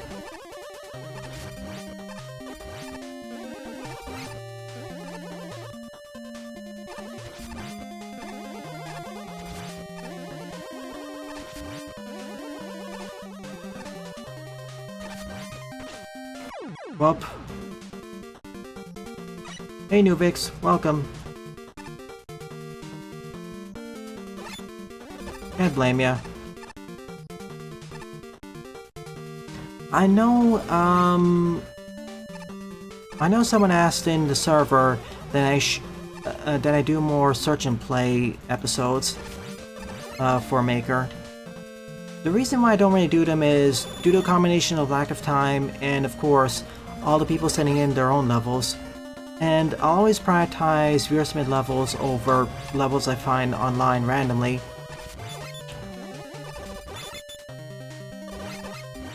And if I just use the random level option, it's a real scrapshoot whether I'll get some good stuff or just absolutely terrible experiences.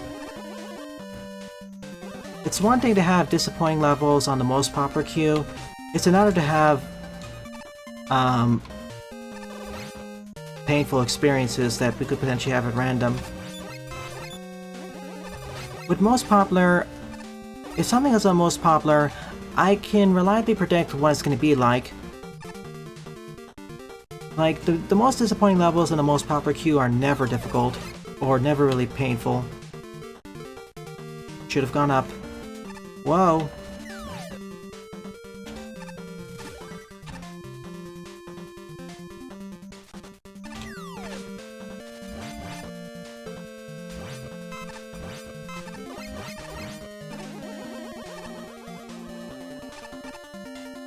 Like, with most popular queue levels, I can pretty much handily predict what's going to come up next, or what the range of levels is going to be in terms of quality and pain points, if any.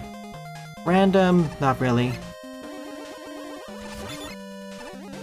Oh gosh. I didn't think it'd bounce up like that.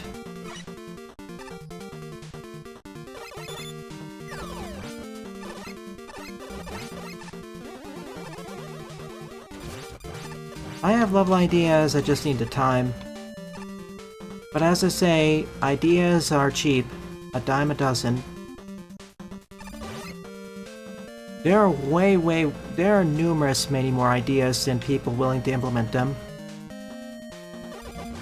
And when I say willing, I mean willing to put in the time, effort, skill, creativity to do it.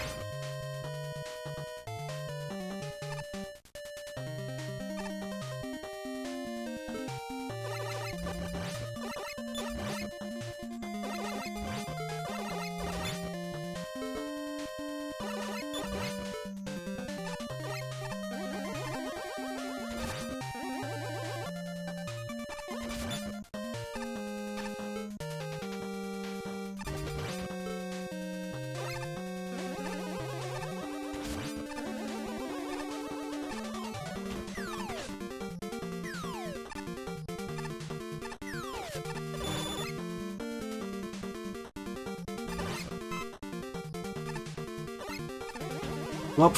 You tricked me! One idea for a stage that's I've been mulling around. I have to be vague with some of the ideas because a few of these ideas are of stages I think I plan on doing for Magma 4. So I don't want to say them out in the public. Like, I'm hoping I'll do a collab stage for Magma 4, but so I have to be a bit more hush-hush. But one idea for a stage I'm thinking of is a stage like... have you heard of the game Aversion?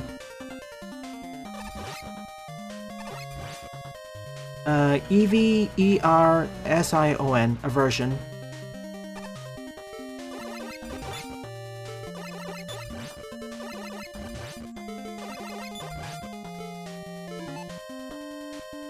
They don't have telegraphs because they didn't exist yet.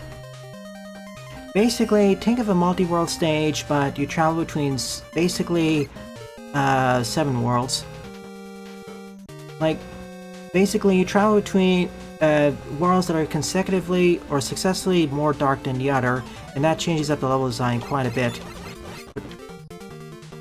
I'm thinking of applying that to a Mega Man stage. You know how there's multi-world levels in Mega Man? I want to see the concept taken a bit further and have multiple levels to that. Like, the more you go into the quote-unquote light or dark world, the more it changes up the level design and enemies, and depending on which world you're in, it affects what you'll be seeing. Like, we've seen multi-world stages, we've seen 2 or 3 world stages in Maker before. I just want to see the concept taken a little bit further.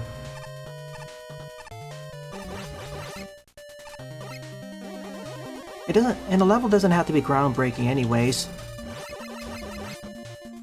You don't wanna end up with a...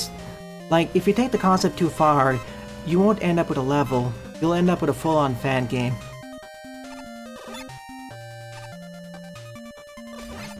That's something I noticed a few level designers get tripped up on. They want to fully explore an idea in just one stage, but doing so would mean the stage is excessively long. For some ideas, the stages are better served if they're transformed into full-on fan games or games. They don't have to be long games, but it's better suited that way.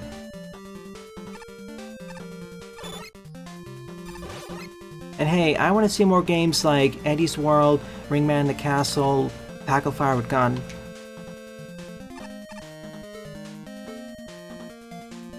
Whoops. I need to redo that. Same. I've been itching to talk about what went wrong, what went right with our stage. I'll wait a bit. Exactly. Some stories are better suited for one, two, or three shot shorts. Others are better suited for serialized or a full-on book.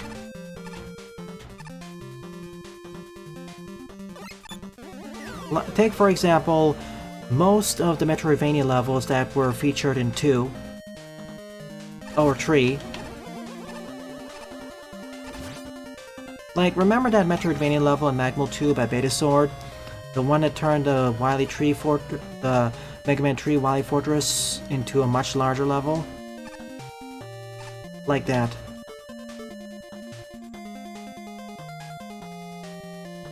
Or met with a knife. Or hard hat with knife. Yeah. I'd play that.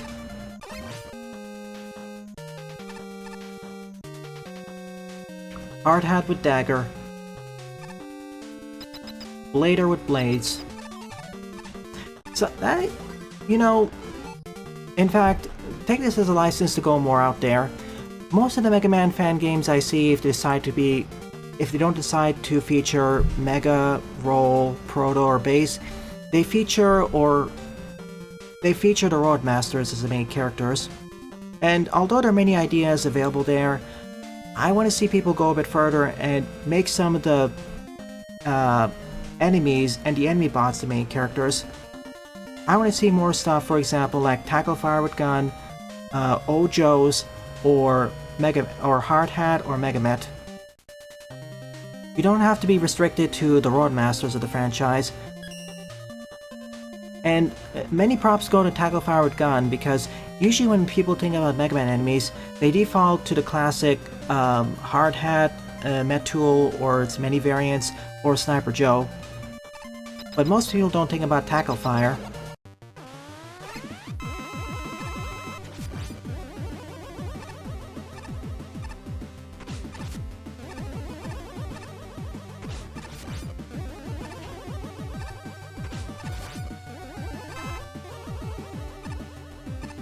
Oh, pff, I got pulled down.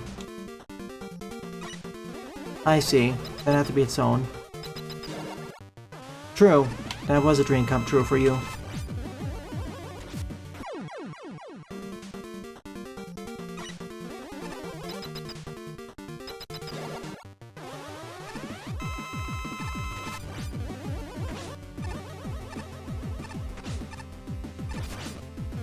An auto game would be cool.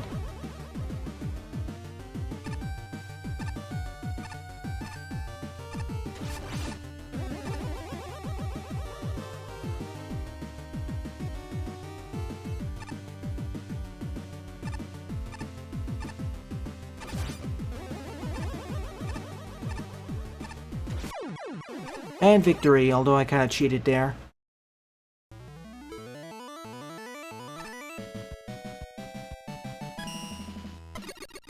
Like, other game ideas could be, for example, oh yeah, you're right, Reggae. Even though I didn't quite like Reggae, I appreciate what it was trying to do.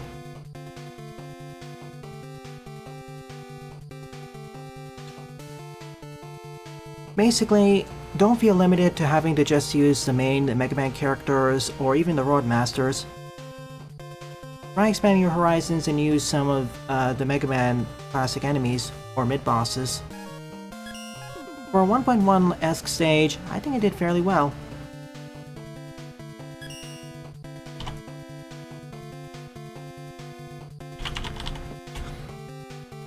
Alright then, hang on a moment, I'll be right back. Then we'll move on to the final set of levels. At the very least, I want to cover this in fewer flashes. Tama with a katana. That'd work.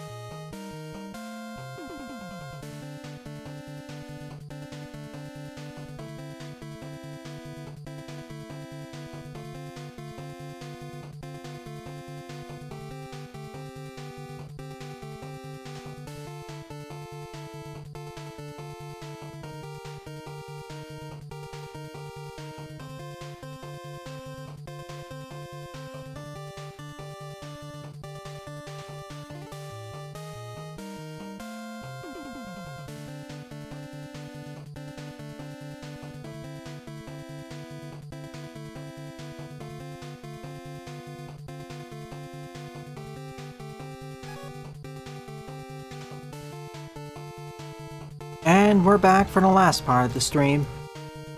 Alright, I'm gonna at least try finishing Shedrill and Furo Flash. We'll see if we can get the other two after that.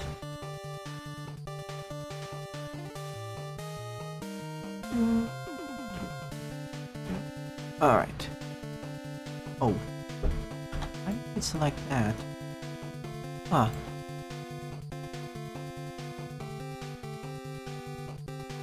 Okay, we're all set. Let's do this. 11th up is Mega Man Shadow's Rising Special Stage Druid Man by Shadroll. 42 plays and a score of 8. This is the final bonus level of Shadow's Rising Remake, which I covered last Saturday evening.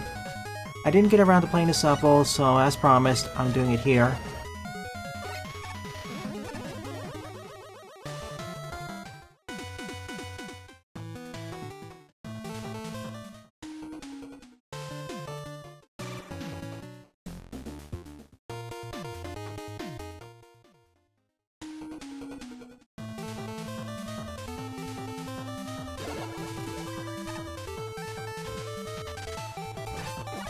Time for a nature stage.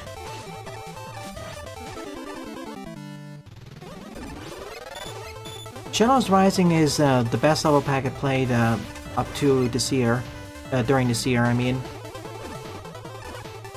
Like, it's a major improvement over the original in pretty much every category. Okay, what's here?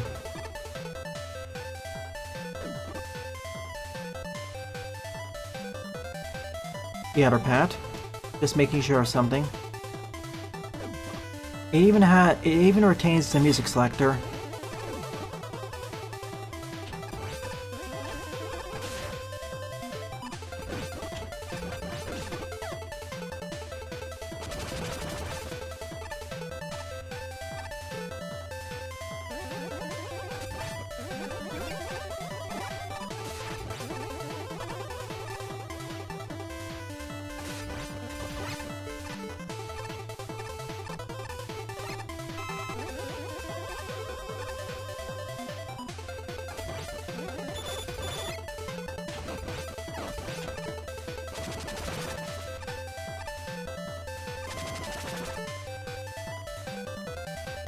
Yeah, even more so if you have NSF replacements.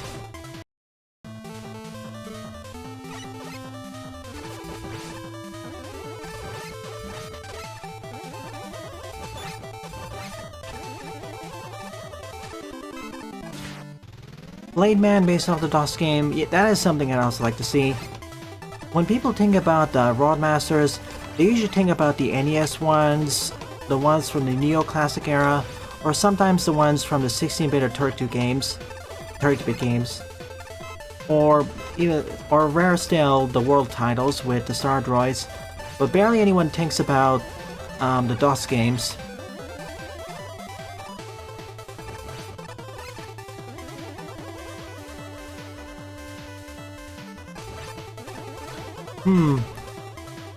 Although I'd say more people know about the DOS game Roadmasters versus the Forte 2 Roadmasters, or Mega Man Base 2 Challenger from the Future RMs.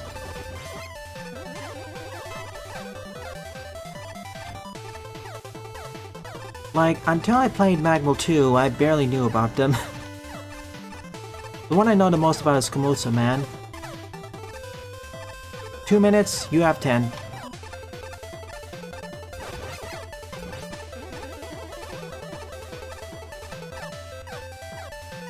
Most Mega Man fan games aren't really that popular. It's fine.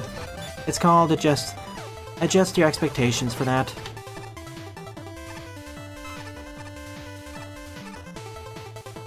And I feel popularity can be kind of a double-edged sword.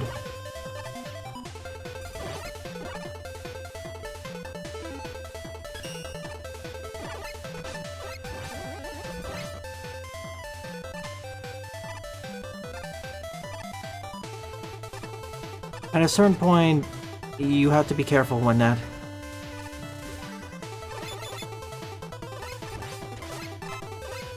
Oh man, Tree. DOS 1's gonna be a fairly straightforward experience. DOS 3 is interesting.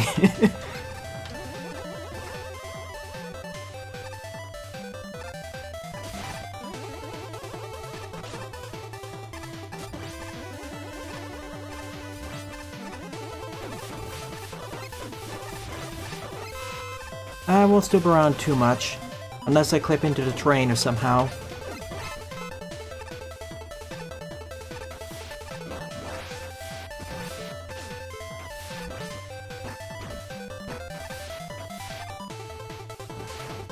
Boom.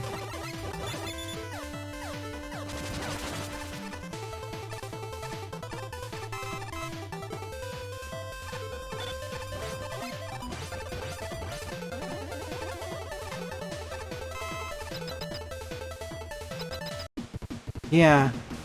Tree's level design is... It honestly feels halfway to a Metroidvania.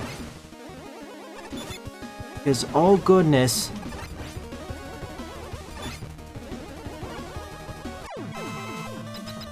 Halfway through.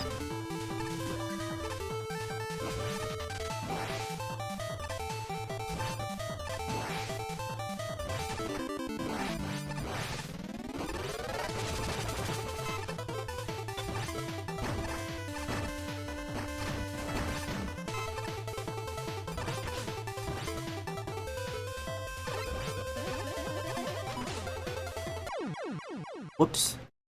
Sharkman and Lava Girl.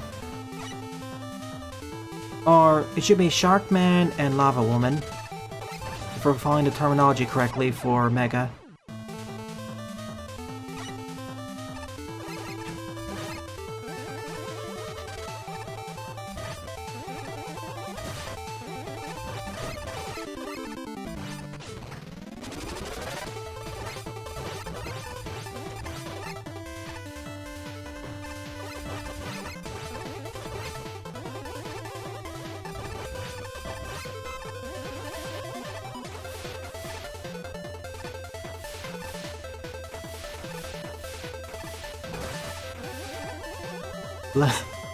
Never mind.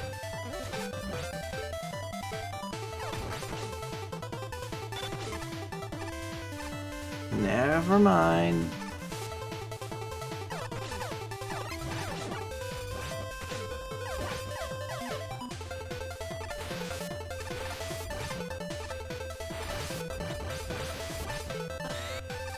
Parry this, you casual.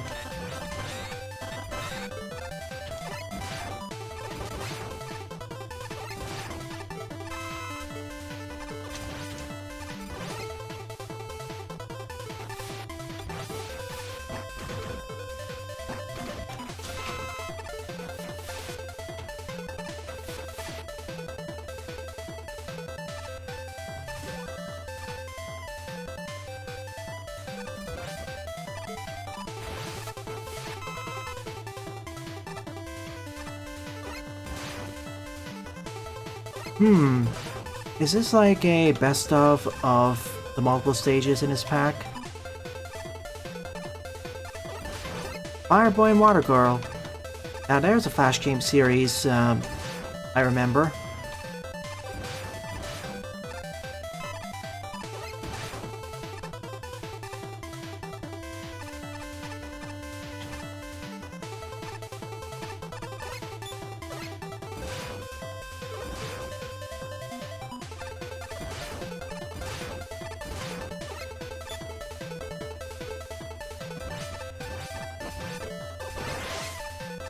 To be fair, most people here don't refer back to Flash games, and if they do, they don't really refer back to puzzle games.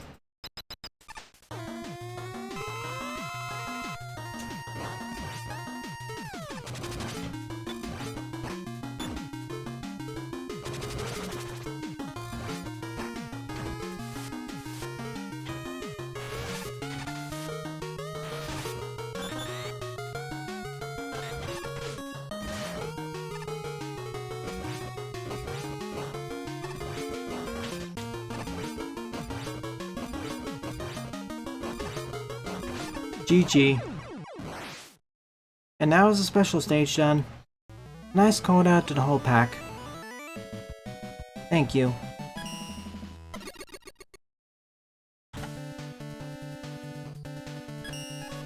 Alright, I'm gonna end with this and I'm gonna show off Buster's thing. Just give me a second.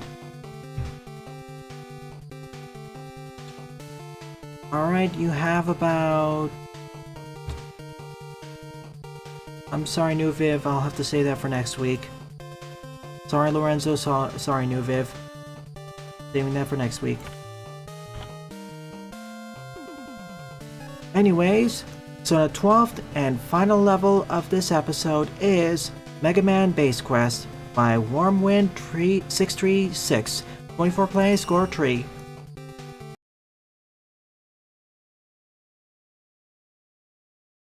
And depending on how long the stage is, that may be way more than enough.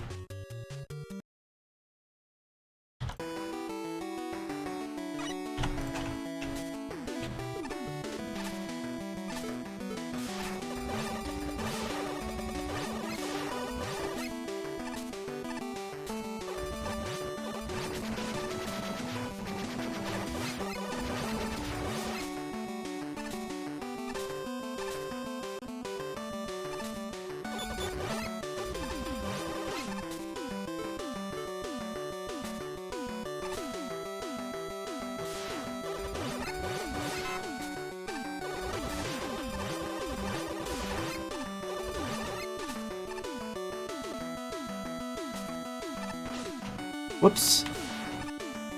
Totally my bad.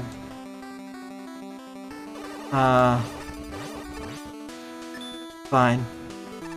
Just waste 2 bars.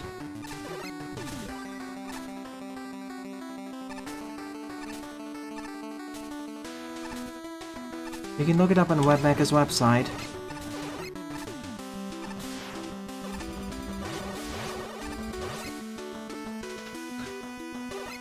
Man, looking up the validity of levels is so much easier than it was back in the old days. Before Mecha's website, you had to load up the level in the level editor, you had to load it up in the search bar, and wait for it to fully download. Keep in mind back then it wasn't as efficient as it is nowadays. So when Webmecha's website came online, it was such a lifesaver. Not only can you see if the level exists, but you can actually see the level objects, terrain, various statistics. Because before you had to use the level editor, and that could take a while depending on the size of the stage. And that was kind of a slow process.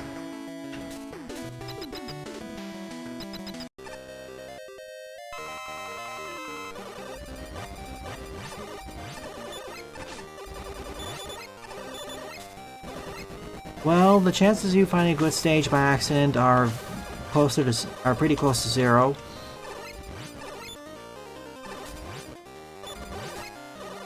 I'd rather pick the system when it has a greater chance of finding me good stages, or at least half decent ones.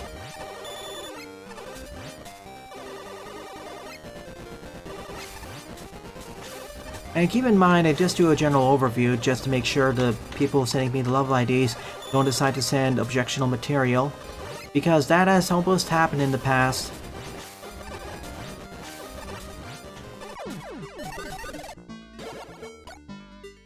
Alright, quest time. Fire time. Not 1 in 560,000, but it's... Again, in the older Mega Man times, like several years ago before Webmecha's website, checking levels just to make sure they didn't have objectionable material, it could be a pain.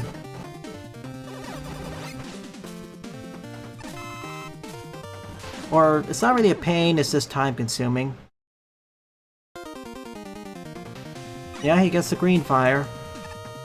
What's next? Blue gets the blue. What's next? Borderman gets the blue fire? Roll gets the pink fire? Or yellow fire?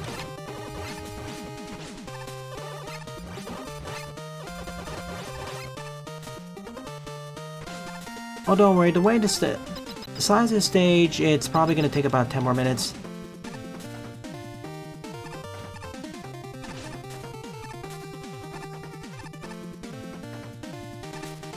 Should have taken the left route.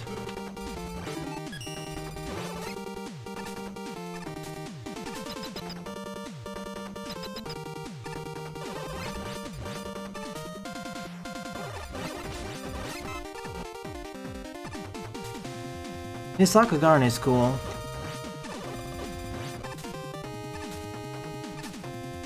It was one of my favorite utilities in Magwell 2.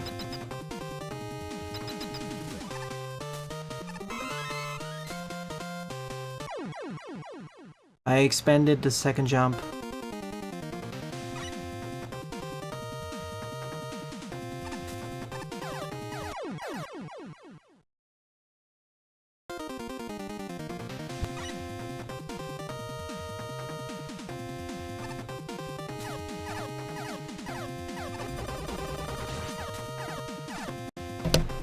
Excuse me.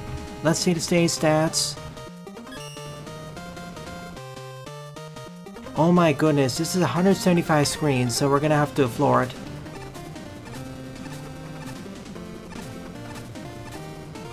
Alright, you have at least 10-15 minutes to figure out what's happening, Buster.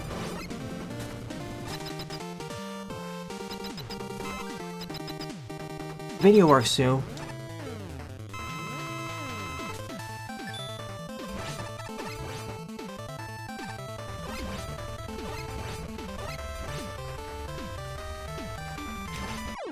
Really? Oh yeah, it floats up and down, so spikes will just hug you.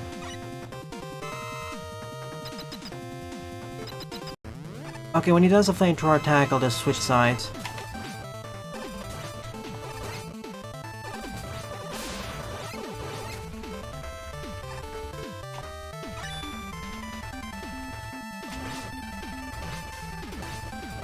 Perfect.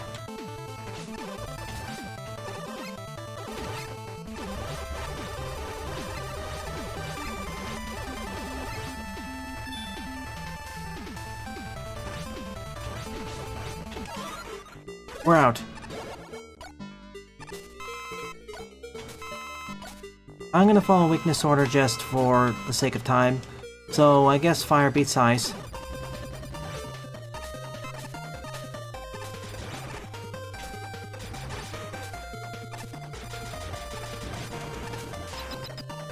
Ah, fire dog and ice stage. I guess we couldn't have a chili dog.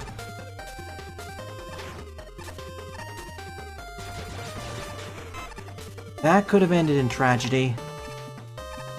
Very easily.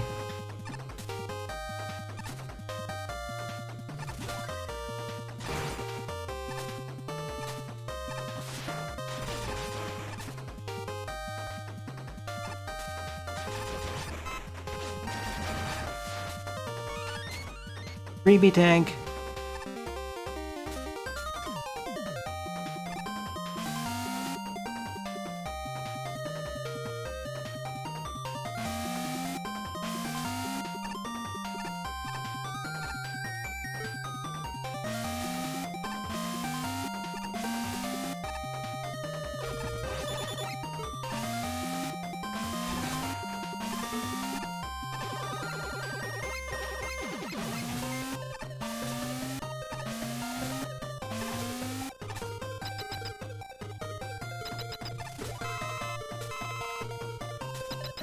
Self-promo and all, as well.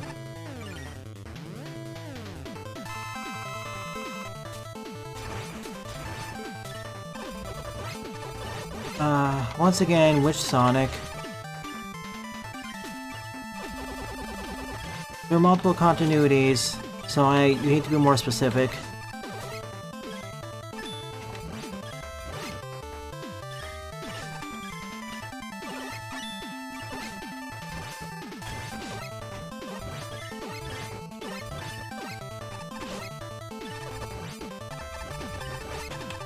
Come on, yes! That was close.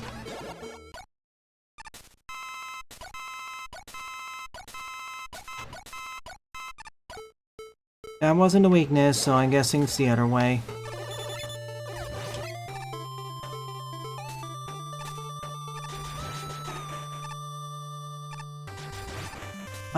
In the future, when setting longer stages like this, please give a warning. Or at least a notice. I'll be happy to cover them, I just want to know ahead of time what I'm getting into.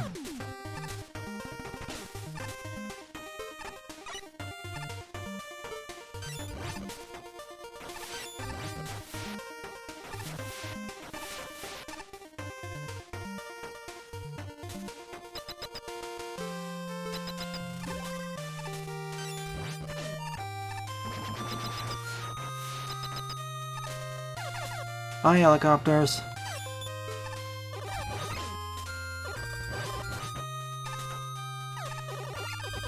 Not as much as a freebie, but still kind of a freebie.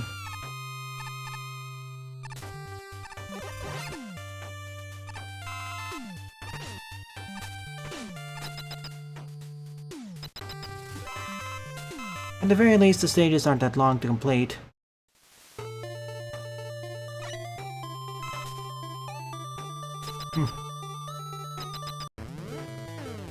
Don't think I've got their weakness.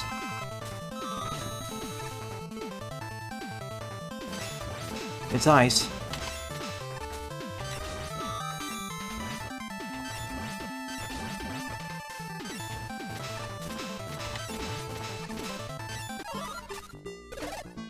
That means I should have the next one's weakness.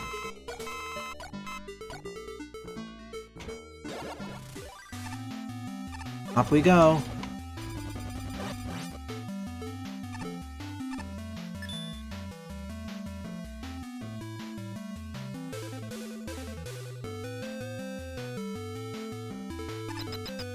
It's probably just an E-tank to the left.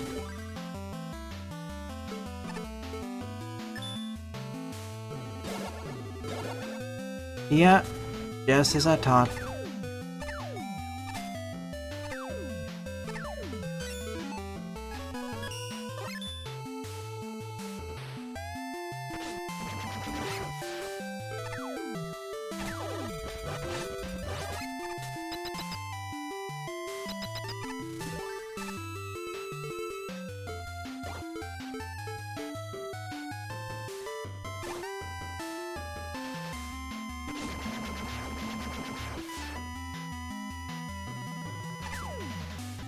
Whoa, lag.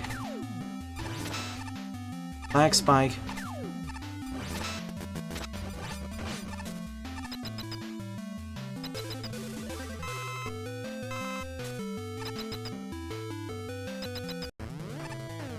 It has to be fire or trident.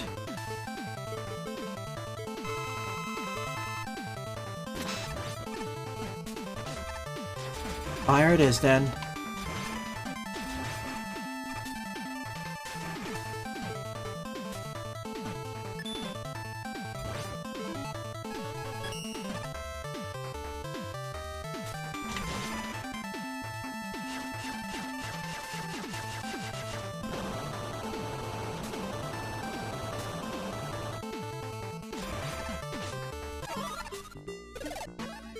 That's all 4 of them. Now to the last part of the stage.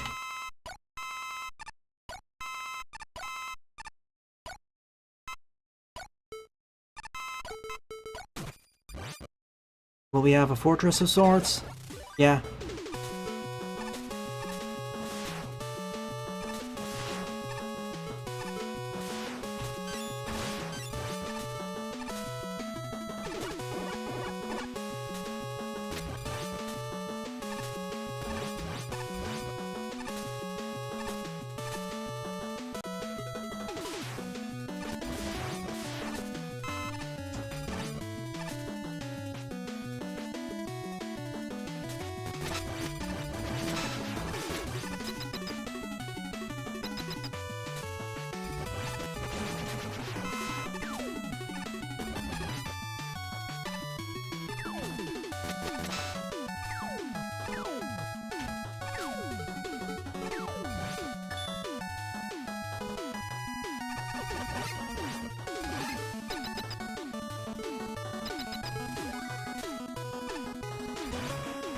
Hopefully it's just one fortress level.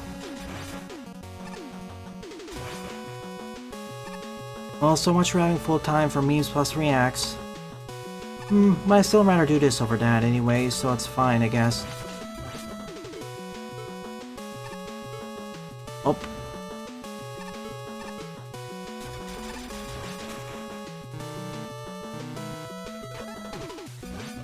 The brand players and just sneaking past.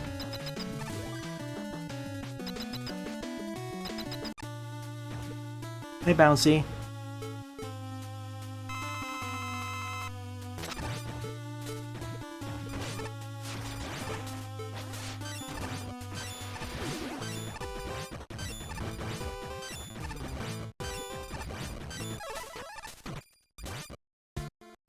Oh, it's a full-on fortress.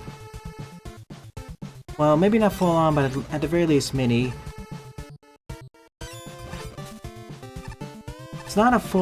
It's not one of those full fan game in one level. It's not like a full level pack and one levels we've seen before. But this contains at least 4 RM stages and 2 or 3 Fortis stages.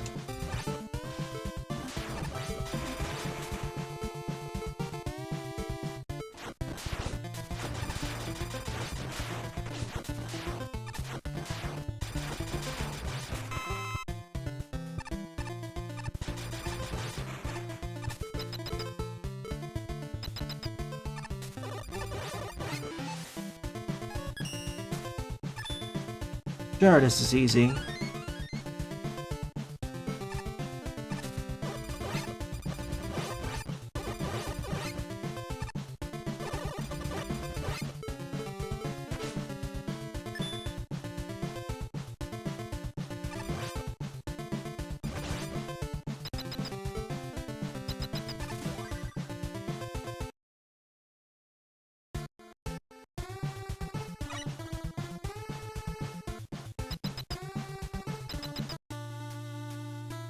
Double Darkmen. You don't usually see this setup in many stages.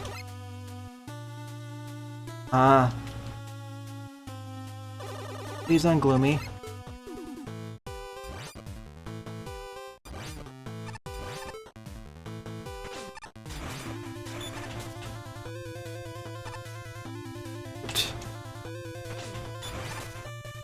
The ladder's not helping, actually.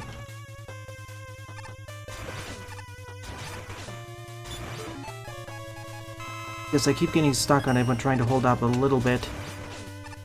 That's one. Are you also weak to flames? Yeah.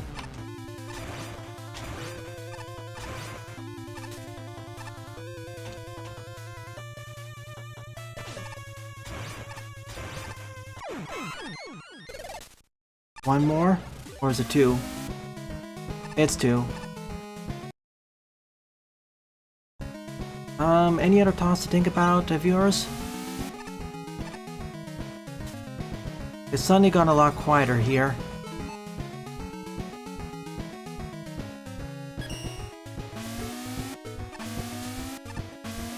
I say there's at least one more stage after this because, the music used. Hey, Silent.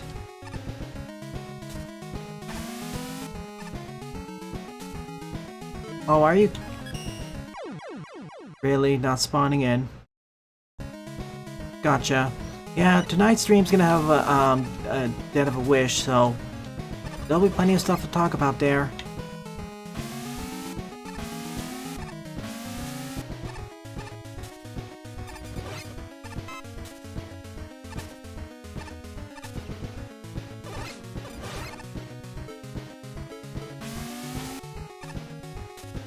Ah, that's one.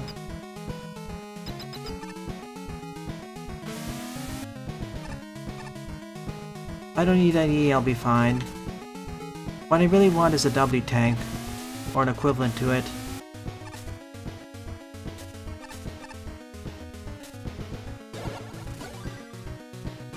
Rematch stage? Okay. If we're going for that, we'll do a rematch. But for a stage this length, I wouldn't really go for a rematch, unless there's something really special about it.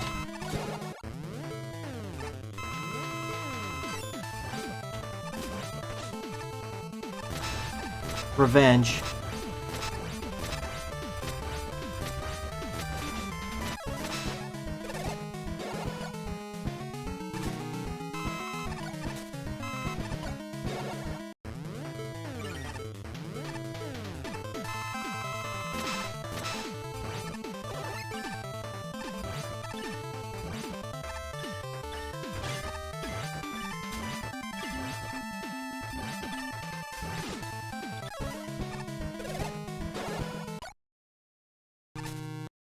Music's taking a vacation.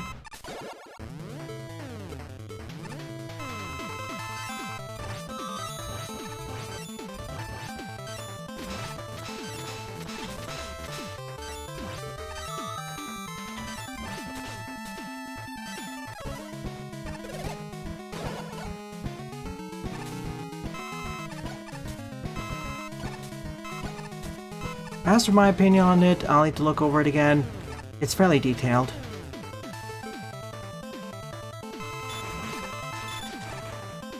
Didn't get down. Poor Shane.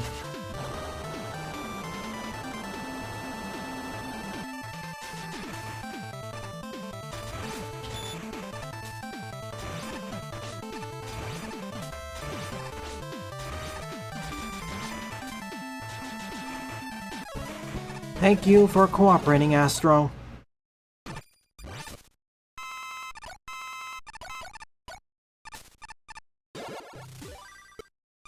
Let's fight Wily.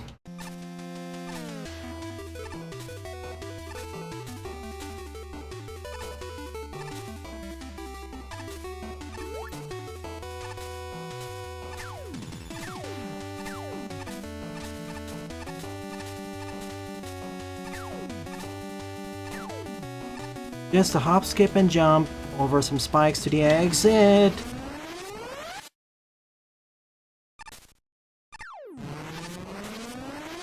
Ah, the lava generator killed the music player.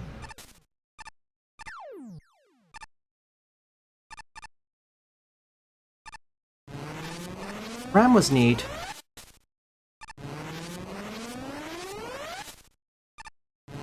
Jaden, any thoughts about Badwater?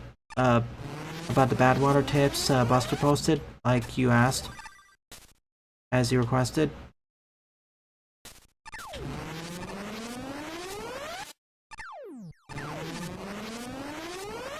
A little bit more detailed than that. But I'll get to that. TF2 is one of those games where every map has some strategies for every class. Some more than others.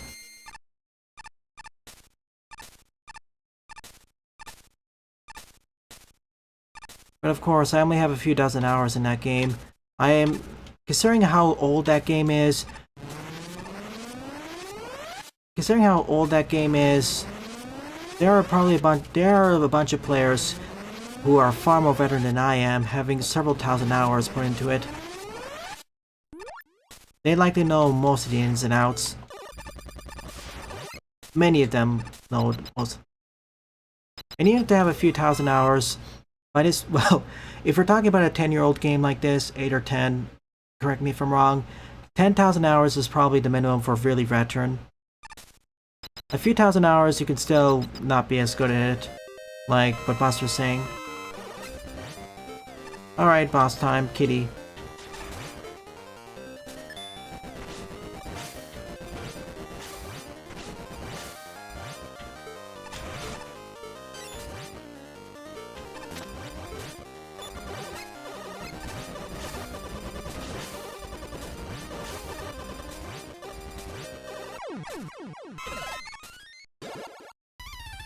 Double kitty? Oof.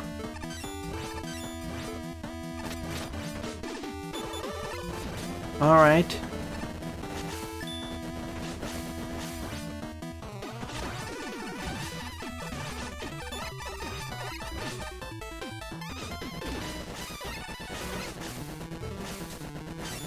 Don't worry. I have an E-tank.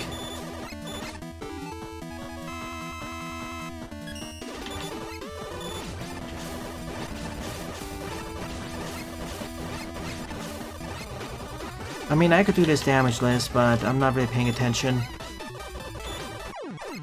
Oh. Oh. Never mind, just defeat one of them, takes out the other. 16 years old. I was off by half. Alright, no wonder why 10k would be like the minimum for a really veteran in that game. Like, some players have likely been playing since the beginning, so... Alright, thank you for saying this level, Firu Flash. In the future though, please warn me in advance if you send a really long level like this. It helps with expectations. Thank you for saying the level, New Viv. Unfortunately, I've run out of time, so I'll have to say that for next week.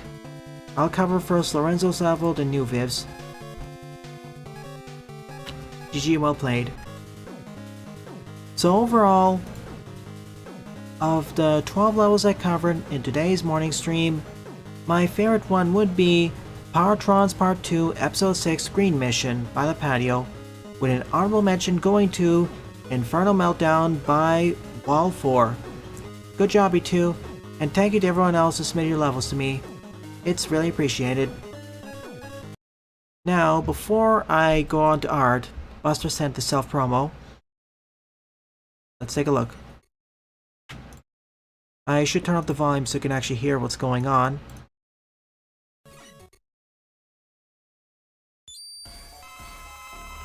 There we go. Kinda quiet. An work in progress version of a battle against Rockman Shadow from Challenger in the future. From the future.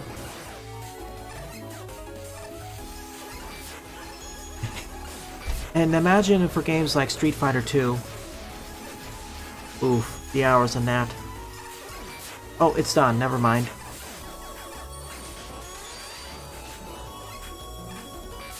Because I was gonna compliment saying, wow, this is very already well done.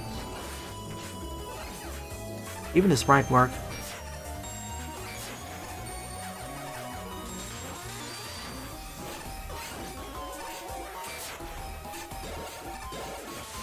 Yeah, it'll totally fit as a first phase for a final boss.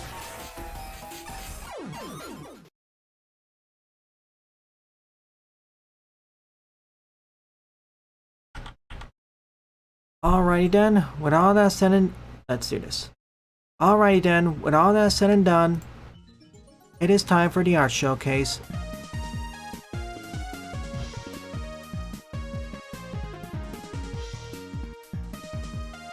Neat. From Hungry Clicker, this is Street Fighter? Cross something? Or... yeah, Street Fighter. I recognize Ryu and Ken there. Mega Man Transformers crossover.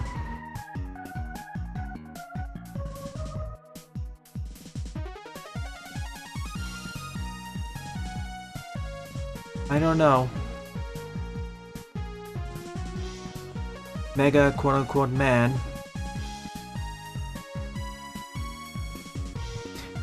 Animated flag from Birdman's Castle.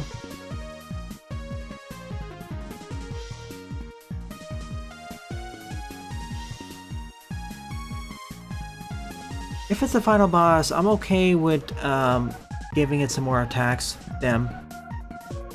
Or if it's like an EX mode, / hard mode, or a bonus boss. Evo Japan is here. Important interview with Cloudsire. So we made it out to the swamps of Paldea for an exclusive interview with Cloudsire. Right over there we have Cloudsire doing its own thing, and it looks like it's eating mud? Hello Cloudsire, sorry to interrupt. How are you today? Oh. Cloudsire, no! I recognize what it's referencing.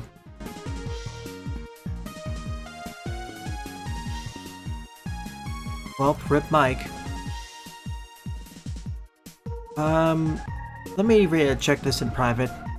You have a very long URL and that's always... Why didn't you just link their Instagram page? Like this directly links here. Redesign for Ghost Freak, AKZ Scare. Yeah, they look pretty cool.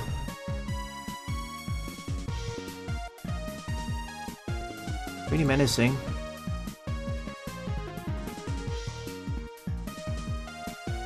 Alright, comparing the original to the 3D model, yeah, that's a pretty good translation. The Scare. Wily Castle sprite by Blika plus the sprite sheet.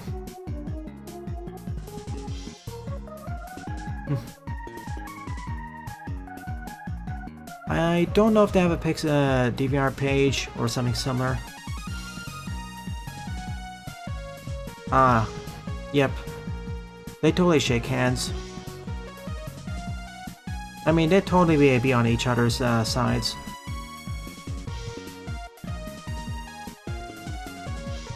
Oh, don't worry, the watermark's very visible. Call me posting.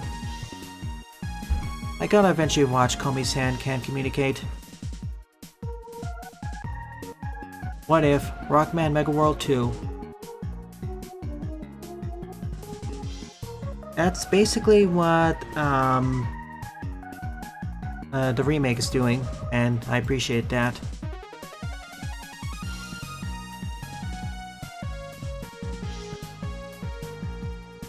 X-Men 97 versus Street Fighter 6. In any case, this marks the end of the stream. Thank you everyone for either submitting your levels, submitting your art, or just participating in chat. It's due to your continued support why I continue to produce new content for our channel. It is really appreciated. So, if you're enjoying this or any other piece of content on the channel, please rate, comment, favorite, and or subscribe, as they all help it out. Don't forget to follow me on X, Mastodon, co-host, and Blue Sky as well, and join my Discord server as I regularly post updates there. Thank you very much for watching, and I hope to see you all in a future stream.